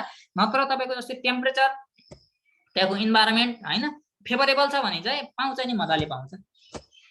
Okay, next question. हुन्छ, यहाँ अर्को क्वेसन हाम्रो आकृति अर्यालज्यूले लेख्नु भएको छ। ओके, यहाँ लेख्नु भएको छ, उहाँको खासै त्यो क्लियर भएन, तर पनि उहाँ क्वेसन चाहिँ यस्तो रहेको छ, ट्विलाइटको टाइममा चाहिँ किन सर्पहरू धेरै एग्रेसिभ नेचरको देखिन्छ भन्ने खालको क्वेसन सोध्नु भएको छ। यस्तो ट्विलाइट यस्तो जुन यो के अरे साँझ पर्ने बेला हुन्छ नि, त्यति बेला चाहिँ इभिनिङ टाइममा चाहिँ युजली सर्प देखिने भनेको कोब्राहरू हो है। कोब्राहरू चाहिँ बढी देखिने गर्छ। अनि कोब्राहरूले चाहिँ हुड फैलाएर त्यो भनौँ न भेनमस लुक दिन्छ कि उसले चाहिँ एकदम डेन्जरस लुक दिन्छ, जसले गर्दा चाहिँ मान्छेहरूले इभिनिङ टाइममा सर्पहरू एकदम बढी एग्रेसिभ भएको भन्नुको कारण के रहेछ त भन्दा त्यही जुन कोब्रा स्नेकहरू चाहिँ इभिनिङ टाइममा एकदम अत्याधिक मात्रामा देखिन्छ क्या। मलाई चाहिँ युजली रेस्क्यु कल आउने बेला 4 देखि 6 बजेको अन्तरालमा स्नेकको रेस्क्यु कल आयो भने चाहिँ त्यो युजली कोब्रा नै हुन्छ। सन्ध्याको बेला जुन समय हुन्छ, सन्ध्याको समयमा चाहिँ कोब्राहरू बढी एक्टिभ भएको हुनाले सर्भर चाहिँ एग्रेसिभ भएको मान्नु भएको हो। नत्र भने चाहिँ इभिनिङ टाइममा बढी एग्रेसिभ हुने, अब डे टाइममा एग्रेसिभ नहुने भन्ने चाहिँ हुँदैन। युजली ड्युरेनल स्नेकहरू चाहिँ नन भेनमस पनि हुन्छन्। अनि नन भेनमस स्नेकहरूको क्याटेगोरीमा ऱ्याट स्नेक भनेको एकदम बढी देखिने साप हो। त्यो चाहिँ एग्रेसिभ नभएको हुनाले उहाँलाई यो प्रश्न खेलेको हुनसक्छ। इभिनिङ टाइममा त्यही हो, कोब्राहरू चाहिँ बढी देखिन्छ। कोब्राहरू चाहिँ एकदम हुड फैलाएर उनीहरूले चाहिँ डेन्जरस लुक दिने हुनाले एग्रेसिभ मान्नु भएको होला। Next question please. यहाँ अर्को क्वेसन पनि आएको छ, स्नेक बाइट पछाडि पानी नदिनुको त्यो पेसेन्ट जुन अब स्नेक बाइट भएको छ जुन व्यक्तिलाई, उहाँलाई पानी नदिनुको पछिको कारण चाहिँ के हो भनेर हाम्रो समीक्षाज्यूले सोध्नु भएको छ। ओके, पानी नदिएको, पानी लगायत कुनै पनि कुराहरू खान चाहिँ दिँदैन। त्यो सर्पले टोकिहाल्यो भने चाहिँ मेन उद्देश्य चाहिँ के हो त भन्दा मेटाबोलिक एक्टिभिटिजहरू हुन भएन क्या। मेटाबोलिक एक्टिभिटिजहरू हुन लाग्यो भने पनि ब्लड सर्कुलेसन फास्ट हुन्छ। ब्लड सर्कुलेसनलाई चाहिँ हामीले सक्दोसम्म शान्त राख्ने हो, त्यसलाई चाहिँ सक्दोसम्म स्लो गर्ने हो, जसले गर्दा चाहिँ पानी लगाएर कुनै पनि खालको खानेकुराहरू चाहिँ खान चाहिँ दिँदैन स्नेक पेसेन्टहरूलाई, स्नेक बाइटको पेसेन्टहरूलाई। Next question. हुन्छ, अनि एउटा क्वेसन चाहिँ मिथ रिलेटेड नै यहाँ छ। अघि हजुरले पनि जुन आफ्नो प्रेजेन्टेसनमा देखाइराख्नु भएको थियो, जेनरली हामीले यो अहिले नागपञ्चमीहरूतिर चाहिँ हामीले सर्पलाई मिल्क दिने चलन छ, तर एक्ज्याक्टली त्यो अब मिथ हो कि त्यसमा केही ट्रेडिसनल भ्यालुजहरू लुकेको छ, त्यसको बारेमा नि केही बताइदिनुहोस् न है। ओके, हामीले चाहिँ के हो त भन्दा शिवलिङ्ग हुन्छ नि, शिवलिङ्ग जुन शिवको मूर्ति हुन्छ, त्यो मूर्तिमा चाहिँ हामीले दुध चढाएर शिवलाई पूजा गर्छौँ। अनि शिवको टाउकोमा चाहिँ जुन घाँटीमा चाहिँ नाग भनौँ न स्नेक कोब्रा चाहिँ बिरेको, मान्छेले चाहिँ कसैले चाहिँ किङ कोब्रालाई मान्छ होइन, त्यो घाँटीमा बेरेको, कसैले चाहिँ कमन कोब्रालाई मान्छ। अनि तिनी कोब्राहरू चाहिँ भगवान शिवजीको घाँटीमा बेरेको र भगवान शिवजीको जुन लिङ्ग हुन्छ होइन, जुन मूर्ति हुन्छ, त्यसमा चाहिँ दुध चढाउने भएको हुनाले यो कुरा चाहिँ मिल्न आएको। तर के कुरा चाहिँ ख्याल राख्नु पर्यो त भन्दा म्यामल्सहरू हुन्छन्, स्तनधारी प्राणीहरू, जुन म्यामल्सहरू छ उनीहरूले मात्र मिल्क चाहिँ डाइजेस्ट गर्न सक्छ। उनीहरूलाई मात्र के हुन्छ त भन्दा मिल्क डाइजेस्ट गर्ने इन्जाइम्सहरू हुन्छ कि, जस्तै हाम्रो केसमा चाहिँ रेनिन हुन्छ होइन। ह्युमन बडीले चाहिँ के गर्छ त भन्दा रेनिन भन्ने एउटा इन्जाइम सिक्रेट गर्छ स्टमकमा। त्यो रेनिनले चाहिँ मिल्क प्रोटिन, जुन मिल्क प्रोटिनलाई चाहिँ क्याजिन भन्ने चलन छ, त्यो मिल्क प्रोटिनलाई पचाउने भनेको रेनिनले हो। त्यस्तो खालको जुन पचाउने इन्जाइम्सहरू हुन्छ नि, त्यो सापमा चाहिँ हुँदैन क्या। सापमा मात्र होइन, कुनै पनि खालको रेप्टाइलमा हुँदैन। म्यामल्स बाहेक कुनै पनि अरू भनौँ न अरू प्राणीहरूमा चाहिँ त्यो मिल्क प्रोटिन डाइजेस्टिङ इन्जाइमहरू नभएको हुनाले सर्पलाई दुध दिनु भनेको पाप गर्नु। हाम्रो चाहिँ कस्तो त भन्दा हामीलाई चाहिँ सेलुलोज भएको घाँस खाइदिए जस्तै हो कि। हामीले घाँस पाएपछि एकदम भोक लाग्यो हामीलाई, एकदम भनौँ न एकदम भोक लाग्यो भनेपछि हामीले के गर्छौँ, केही पाएन भने त घाँस पनि खाइदिन्छौँ। तर त्यो घाँस चाहिँ हाम्रो बडीले कम्प्लिटली पचाउन सक्दैन। सेलुलेज भन्ने चाहिँ इन्जाइम हुँदैन क्या हाम्रो शरीरमा, जसले गर्दा चाहिँ हामीले घाँसलाई पचाउन सक्दैन। त्यस्तै उनीहरूको शरीरमा चाहिँ जुन मिल्क डाइजेस्टिङ इन्जाइमहरू छ त्यो नभएको हुनाले सर्पलाई दुध खुवाउने भनेको पाप हो। उसले चाहिँ पानी पाएन भने चाहिँ एडभर्स कन्डिसनमा मात्र दुध खाने हो। अनि दुध खाँदै गयो भने चाहिँ सर्प बिस्तारै रोगी हुँदै जान्छ होइन। उसले चाहिँ छेर्ने हो क्या दुध खायो भने चाहिँ। हामीले चाहिँ ढुङ्गा खुवाइदिए जस्तै, ढुङ्गा खाइदिएपछि हामीले पचाउन सक्छ र सक्दैन नि, हो उनीहरूलाई चाहिँ त्यस्तै खालको असर हो। पचाउन नसक्ने भएको हुनाले सर्प दिन प्रतिदिन कमजोर हुँदै जान्छ र अल्टिमेटली पछि गएर चाहिँ सर्प एकदम कमजोर भएर मर्छ। अनि जुन सपेराहरू हुन्छ नि, तपाईँले देख्नुभयो होला सपेराहरू जसले सर्पले आएर आइरहेको हुन्छ, उनीहरू चाहिँ दुध खाइरहेको हुन्छ, त्यो चाहिँ पानीको डेफिसिटमा खाएको। अनि त्यो सर्पहरू ख्याल गर्नुभयो होला एकदम लाटो हुन्छ एकदम होइन, त्यो अट्याकै नगर्ने खालको हुन्छ। किन हुन्छ त भन्दा त्यो चाहिँ एकदम उनीहरूले खेलाइ होइन टेम गरी दुध खुवाइ उनीहरूले चाहिँ एकदम हत्ते गराएर त्यो मार्छन् क्या त्यो सापलाई। त्यही भएर दुध खुवाउने चलन चाहिँ राम्रो होइन। नागपञ्चमीमा चढाउनै पर्यो भने पानी चढाउनुहोस्, टाढीबाट चढाउनुहोस्, सर्पलाई पूजा गर्नुहोस्, ठिक छ। नागपञ्चमीमा मात्र होइन, प्रत्येक दिन पूजा गर्नुहोस्, सर्पलाई चाहिँ नमार्नुहोस्। Next question. हुन्छ, यहाँ एउटा 2-3टा क्वेसनलाई म कम्बाइन गरेर सोध्छु है। यहाँ पहिलो प्रश्न चाहिँ यस्तो रहेको छ, यदि इन्जर्ड स्नेक हामीले फेला पार्यौँ भने त्यस बेला के गर्ने? अनि जस्तै स्नेक बाइटमा जस्तै स्नेक घरमा देखियो भने चाहिँ अनि हाम्रो यो कन्ट्याक्ट नम्बरहरू चाहिँ कसरी पाउने, कहाँ कन्ट्याक्ट गर्ने होइन स्नेक रेस्क्युरहरूलाई?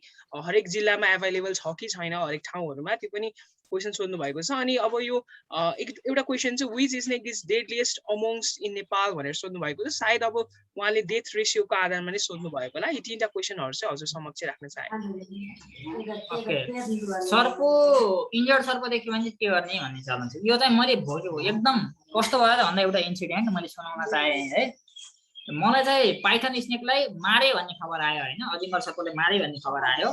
अनि मैले चाहिँ त्यसको डेड बडी भयो भने ल्याएर वन कार्यालयले बुझाइदिन्छु, त्यसलाई चाहिँ प्रिजर्भ गर्न लगाइदिन्छु भनेर।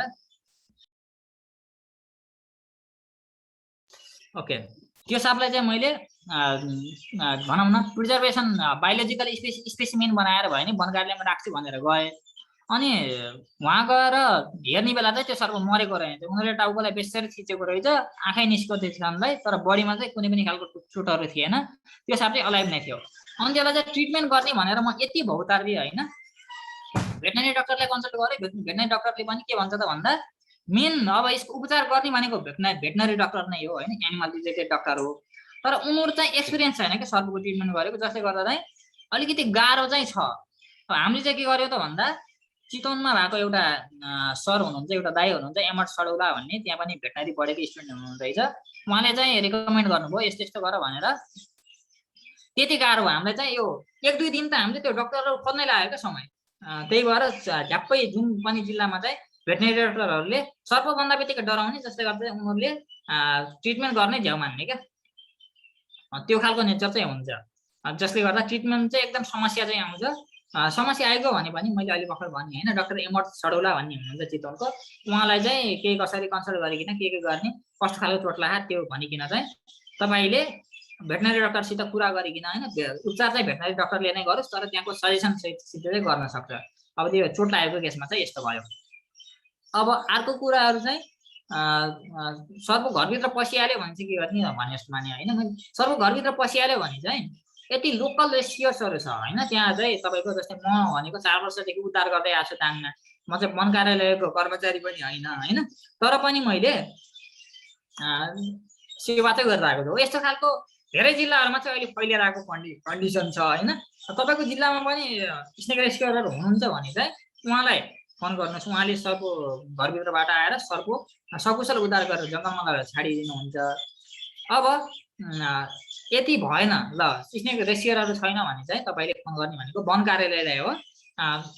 प्रत्येक वन कार्यालयको नम्बर चाहिँ तपाईँको घर घरमा चाहिँ हुनुपर्छ। छैन भने पनि आज जानुहोस् नेटमा खोज्नुहोस् सर्प कसरी हुन्छ, वन कार्यालयको नम्बर चाहिँ ल्याउनुहोस्। अनि सर्प कुनै पनि वाइल्ड एनिमल्सहरू घरभित्र कुनै बाघ भालु अथवा सर्प जुन लगायतका एनिमल्सहरू पनि घरभित्र पस्यो भने चाहिँ मार्न भएन। छ भने स्नेक रेस्क्युरलाई बोलाउने, छैन भने चाहिँ वन कार्यालयलाई फोन गरिकन उनीहरूलाई बोलाएपछि उनीहरूले एउटा समाधान चाहिँ निकाल्छ। अनि अर्को के भन्नुभएको थियो?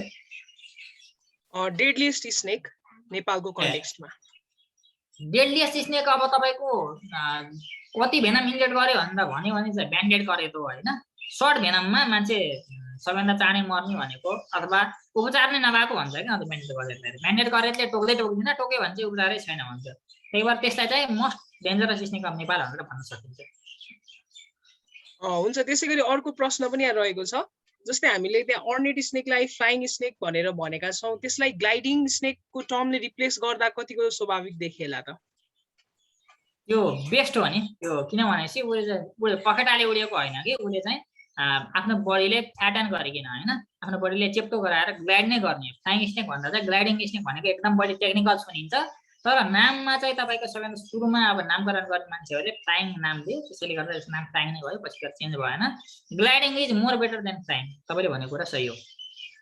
हुन्छ, त्यसै गरी हाम्रो एकजना साथीले सोध्नु भएको छ, यो नेपालमा एन्टिभेनम पाउने ठाउँहरू कता कता छन् होला? एन्टिभेनम पाउने ठाउँ भनेको जुन सरकारले एभाइलेबल गराइदिने भनेको तपाईँको जुन जिल्लाको सरकारी अस्पताल हुन्छ, सरकारी अस्पतालमा मात्र पाउँछ, अरू ठाउँमा चाहिँ पाउँदैन। अब मान्छेहरूले रिस्क मान्छ कि, जस्तै अब स्नेकले टोकिहाल्यो भने चाहिँ पेसेन्टहरू चाहिँ बढी मात्रामा मरिरहेको हुनाले अब पेसेन्टहरूबाट गाली खाइन्छ भनेर पनि मान्छेहरूले त्यो प्राइभेट डक्टर्सहरूले चाहिँ स्नेक एन्टिभेनम राखेको हुन्न। जसले गर्दा तपाईँ एन्टिभेनम एभाइलेबल हुने हस्पिटल भनेको एक मात्र गभर्मेन्ट हस्पिटलहरू हो, त्यसमा गएर चाहिँ तपाईँले उपचार गर्न पर्यो। गभर्मेन्ट हस्पिटल बाहेक अरू ठाउँ चाहिँ पाउन गाह्रो हुन्छ। आर्मी हस्पिटलहरूमा पनि धेरै पाउन सक्छ। आर्मी हस्पिटल भनेको पनि तपाईँले गभर्मेन्टको सपोर्ट नै भएको है, त्यो पनि आर्मीहरूले चाहिँ धेरै विश्वास गर्छ मान्छेहरूले। आर्मीहरूले किन विश्वास गर्छ त भन्दा उनीहरूको ट्रेनिङको सेसनमा चाहिँ होइन सर्पो रिलेटेड कुराहरू सिकाइन्छ क्या आर्मीहरूलाई। सर्पले ह्यान्डल गर्ने लगायत सर्पले टोकिहाल्यो भने चाहिँ त्यसको ट्रिटमेन्ट गर्ने, फर्स्ट एड यताउता सबै कुराहरू सिकाएको हुनाले मान्छेहरूले आर्मीहरूलाई पनि विश्वास गर्ने चलन चाहिँ छ। ओके, हुन्छ, त्यसै गरी यहाँ एउटा क्वेसन छ, स्नेकले एटमोस्फियरबाट पोइजन एब्जर्ब गर्छ भन्छन्, त्यो कसरी गर्छ होला?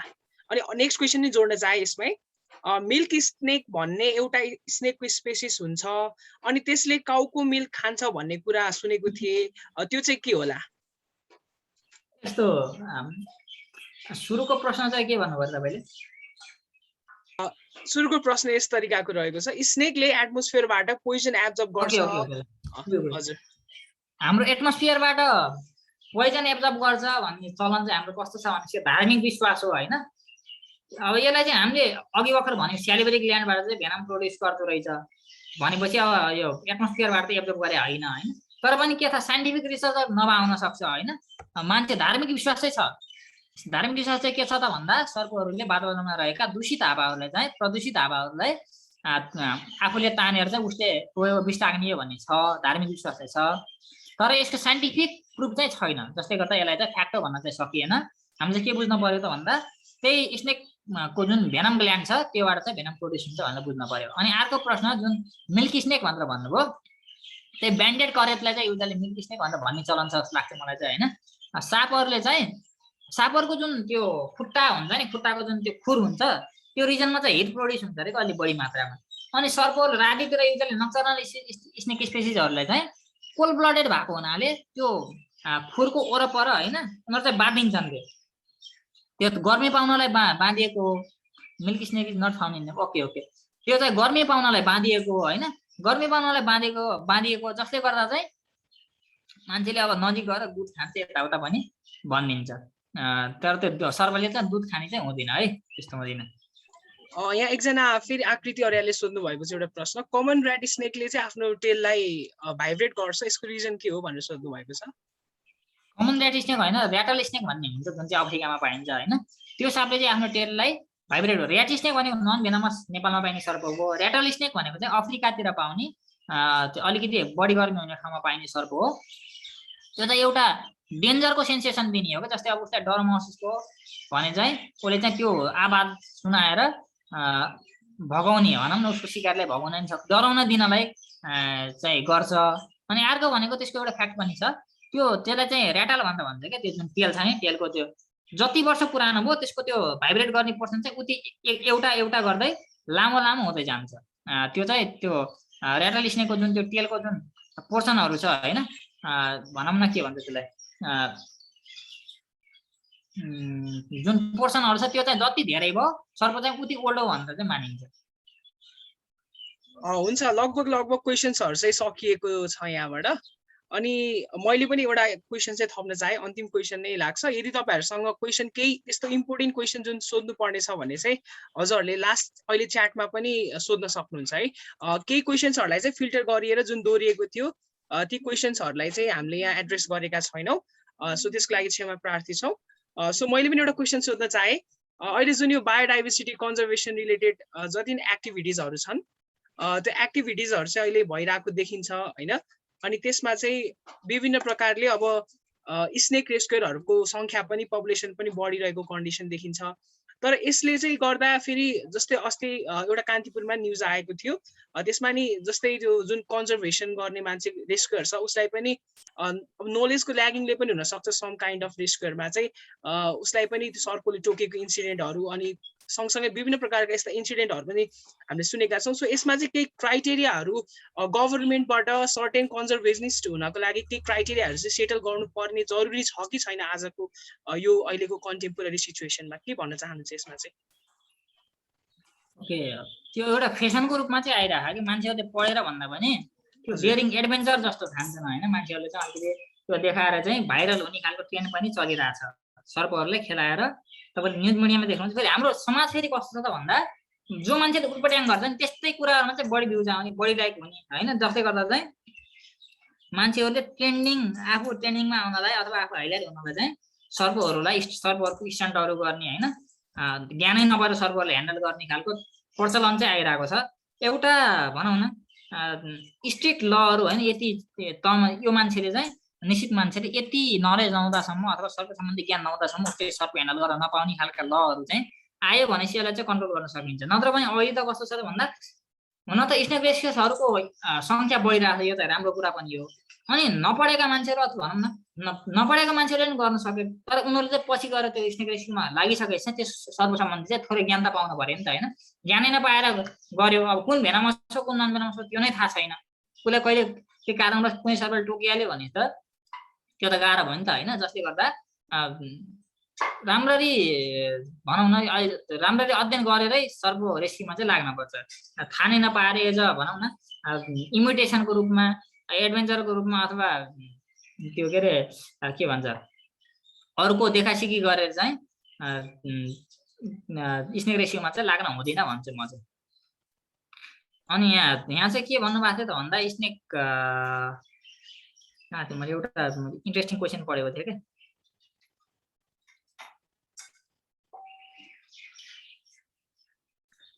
त्यो मैले अघि एउटा कुरा मलाई भन्न लाग्यो है, मन लाग्यो त्यो अघि त्यो लको कुरा गर्नुभयो नि कन्जर्भेसनिस्टहरूलाई, त्यो लको त्यो अब स्नेक रेस्क्युअरहरूलाई त्यो भन्ने कुरा, यो चाहिँ उनीहरूले अब सोखले गरेको हो भने चाहिँ उनीहरूलाई चाहिँ ट्रेनिङको व्यवस्था चाहिँ किन नगर्ने, के को लको कुरा चाहिँ किन गर्ने होइन। किनभने उनीहरूले त राम्रो काम गरिरहेछन् नि होइन, उनीहरूलाई ट्रेनिङको व्यवस्था गर्नु पर्यो नि त, किन?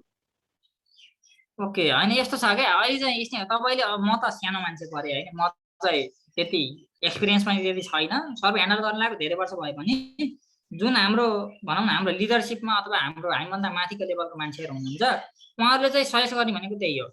उनीहरूले त्यही त भने मैले सुरुमा चाहिँ उनीहरूले ज्ञान बिना गरिराख्नु भने चाहिँ उनीहरूले सर्वप्रथम ट्रेनिङहरू पाउनु पऱ्यो, ज्ञानहरू चाहिँ उनीहरूलाई प्रदान गर्नु पऱ्यो होइन। अब कतिपय मान्छेहरूले चाहिँ एक दुईवटा मान्छेहरू पनि छ अब उनीहरूलाई भनेर पनि नभएको पनि केस छ क्या।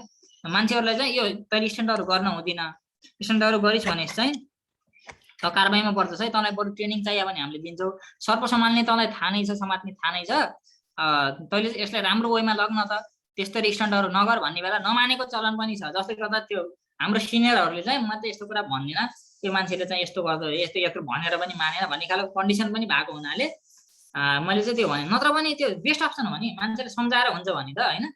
जसले चाहिँ सर्पसित डराउन, जसले चाहिँ इन्भिटेसन गर्न खोज्छ त्यो चाहिँ हाम्रो कन्ट्याक्टमा आयो भने चाहिँ हामीले एक्चुअली म्यासेज गर्छ, हेर मैले पनि एक दुईवटा मान्छेहरूले गरेको छु, के अरे तपाईँ कोही मान्छेहरू चाहिँ यत्तिकै सर्प छोपेर मैले आज बारीमा भएको सर्प हुन्छ त्यो छोपिकन फोटो खिचेर अनि मलाई चाहिँ फोटो पठाएर मैले आज बारीमा भएको स्नेक रेस्क्यु गरेँ, त्यो त त्यसको नेचुरल हेबिटाट हो होइन। त्यसले चाहिँ त्यस्तो गर्नु भएन, बरु स्नेक रेस्क्यु गर्ने मन छ भने चाहिँ राम्ररी त्यो सम्बन्धी पढ, ट्रेनिङ ल्याउने मन छ भने चाहिँ मसँग आऊ, म तिमीलाई ट्रेनिङ दिन सक्छु। त्यसरी आफ्नो व्यक्तिगत तर्फबाट चाहिँ भइरहेको हुन्छ त्यो होइन। लको पनि जरुरत चाहिँ हुन्छ, कतिपय मान्छेहरू चाहिँ सबै एउटै नेचरको मान्छेहरू चाहिँ हुँदैन होइन, सम्झाएर सम्झिने मान्छेहरू हुन्छ एक प्रकारतिर। तपाईँले ओल्डमा देख्नु भयो होला नि त होइन, 99%हरूले चाहिँ हत्या गर्नु हुँदैन भने चाहिँ 1% जुन त्यही मान्छेहरूले चाहिँ हत्या गरेर आफ्नो जीवन प्राप्ति हुन्छ जस्तो मान्छेहरू पनि हुन्छ क्या। घाँटी रेटेका भिडियोहरू हालिरहेको देख्नु पाउनुहुन्छ होला होइन तपाईँले। त्यस्ता खालका मान्छेहरू पनि हुन्छन्। त्यो हाम्रो देशमा हुँदैन भन्न चाहिँ मिल्दैन। जसले गर्दा लहरको आवश्यक पनि हुन्छ। बेस्ट वे भनेको चाहिँ त्यही नै हो। तिनी जसले चाहिँ सर्वसम्बन्धी डराउँदैन उनी मान्छेहरूलाई ट्रेनिङ दिएर उनीहरूलाई चाहिँ एज अ रेस्क्युअरको रूपमा स्थापित गर्नु भनेको बेस्ट वे हो। तर लको आविष्कार पनि भयो भने चाहिँ सुरुमा उनीहरूलाई त्यसरी सजेसन दिने ट्रेनिङ दिने, त्यो गरेर मान्दैन भने चाहिँ कारबाही पनि गर्नु पर्यो। Okay next question. हुन्छ ओके, अब हामीले क्वेसन एन्सर सेसनलाई चाहिँ यतिमै राख्ने होला है। हाम्रो टाइमको पनि एकदमै अहिले हामी आउट अफ टाइम रन भइरहेका छौँ। सो अन्तिमको लागि चाहिँ हामी इन्ड अफ सेसनमै छौँ। सो अन्तिममा चाहिँ कन्क्लुडिङ रिमार्क्स र भोट अफ थ्याङ्क्स दिनको लागि चाहिँ हाम्रो टिम गृहणालयका मेम्बर नै हाम्रो प्रतिभा दिदीलाई यो समय दिन चाहे। ओभर टु यु प्रतिभा दिदी। धन्यवाद प्रिन्स भाइ। आफ्नो व्यस्त कार्य समय बावजुद गृहणालयको निमन्त्रणा स्वीकारेर आजको सेसनमा स्पिकरको रूपमा पाल्नु भएकोमा बसन्त सुवेदी सरलाई म प्रतिभा र सम्पूर्ण गृहणालयको तर्फबाट हृदयदेखि नै धन्यवाद ज्ञापन गर्न चाहन्छु। Thank you for this in-depth presentation. It was really great and fruitful. यसै गरी आगामी दिनहरूमा यसै फिल्डमा हजुरको अझै धेरै योगदानको आशा गर्दै उज्जवल भविष्य र प्रगतिको कामना गर्दछु। आजको सेसनमा मोडरेटरको भूमिका निभाइदिनु भएकोमा प्रिन्स राईलाई धन्यवाद दिन चाहन्छु र अन्त्यसम्म हामीलाई साथ दिनुभएकोमा सम्पूर्ण पार्टिसिपेन्ट्सलाई धन्यवाद दिन चाहन्छु। साथै आजको सेसनको रेकर्डिङ हजुरहरूले कन्सेप्चुअल बायोलोजी र गृहणालयको युट्युब च्यानलमा पाउन सक्नुहुनेछ। सर्टिफिकेट्सको लागि हजुरहरूले यो हप्ताभित्र कुर्न सक्नुहुन्छ र गृहणालयको कुनै पनि मेम्बर्सलाई डाइरेक्टली कन्ट्याक्ट गर्न सक्नुहुनेछ। यति भन्दै गृहणालयको आगामी सेसनहरूमा भेटिने बाचाका साथ आजको सेसन स्माइल विथ स्नेकको सेसन यही अन्त्य भएको घोषणा गर्न चाहन्छु। धन्यवाद। मेरो एउटा कुरा थियो बसन्तसँग आफ्टर रेकर्डिङ के म कुरा गर्न सक्छु? हुन्छ ठिकै छ। हामी फर्स्टमा सबैले सक्नुहुन्छ भने भिडियो चाहिँ अन गर्नेछौँ है, एउटा स्क्रिनसट लिनेछौँ। सक्नुहुन्छ भने हामी सबैजनाले भिडियो अन गर्नेछौँ। मेरो एउटा कुरा थियो बसन्तसँग। बसन्त यदि नगएको भए कुरा गर्न सक्छु भनेको कि आफ्टर रेकर्डिङ। ओके ओके म छु यही छु।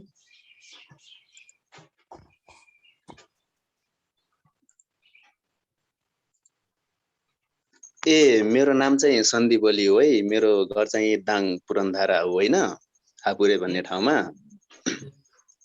म चाहिँ अहिले त्रिचन्द्रमा परिरहेको हो। अनि आफ्टर यो सेसन पछाडि चाहिँ अब मलाई के लाग्यो भने चाहिँ अब हाम्रो गाउँघरतिर चाहिँ अब जस फाटाफुट्टा नर्मल्ली हप्तामा 1-2वटा सर्प देखेर मारिरहेको कन्डिसन पनि छ कि है यतातिर।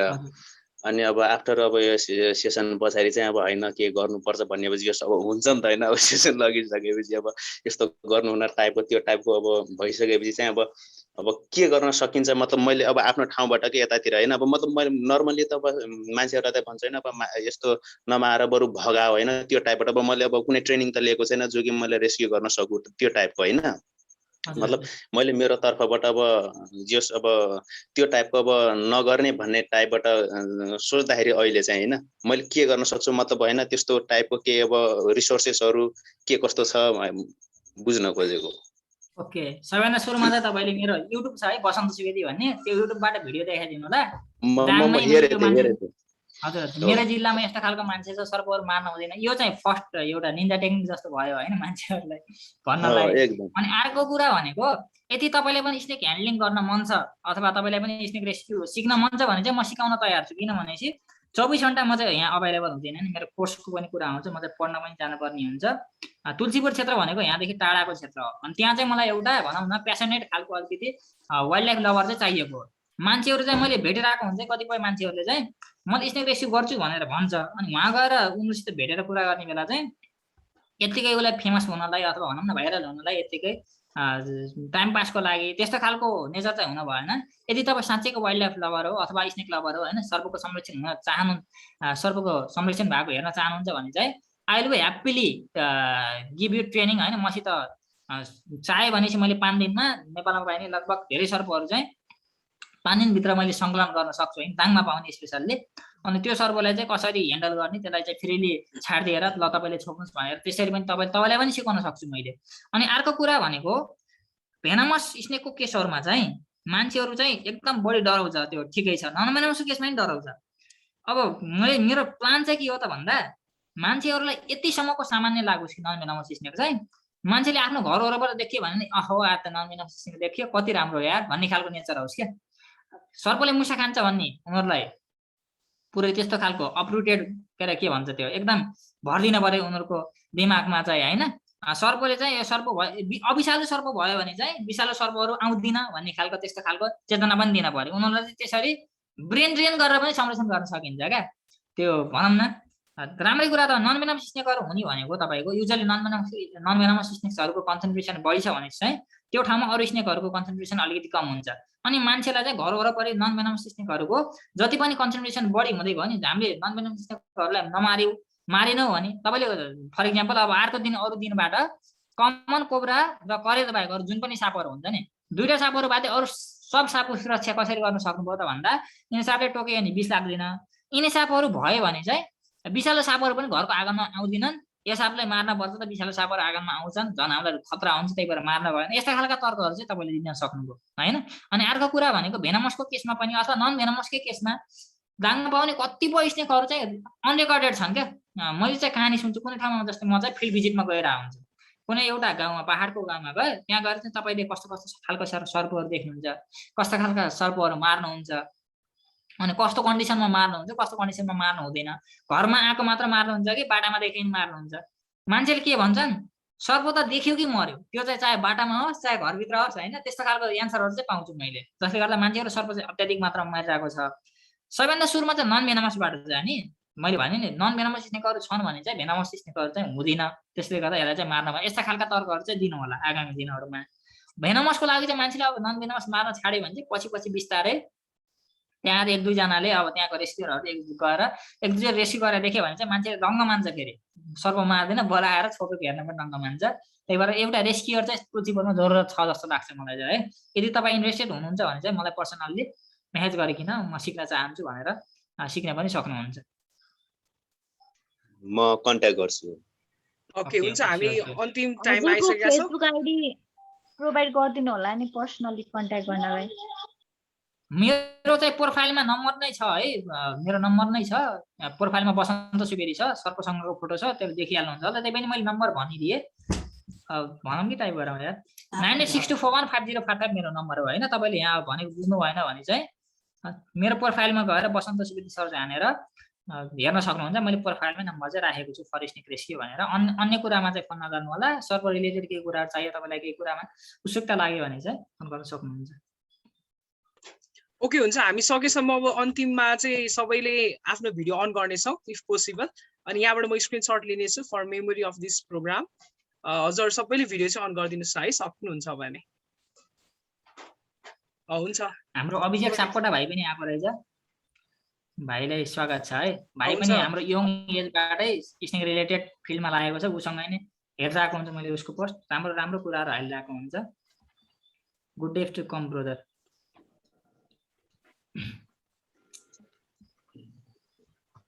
ओके सकेसम्म हामी सबैले गर्नेछौँ है एकैचोटि अनि सजिलो नै हुन्छ स्क्रिनसट लिनु एकछिन अन गरिराख्नुहोस् ल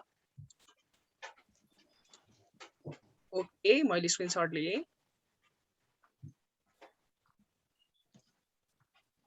Okay, thank you so much for your presence and thank you so much Mr. Vasanta for a wonderful and comprehensive presentation as well. So आजको प्रोग्रामलाई चाहिँ हामी यही नै इन्ड गर्नेछौँ र आगामी दिनहरुमा नि हामी यस्तै सेसनहरु अवश्य ल्याउने छौँ. So thank you so much. Have a good evening. Okay, thank you.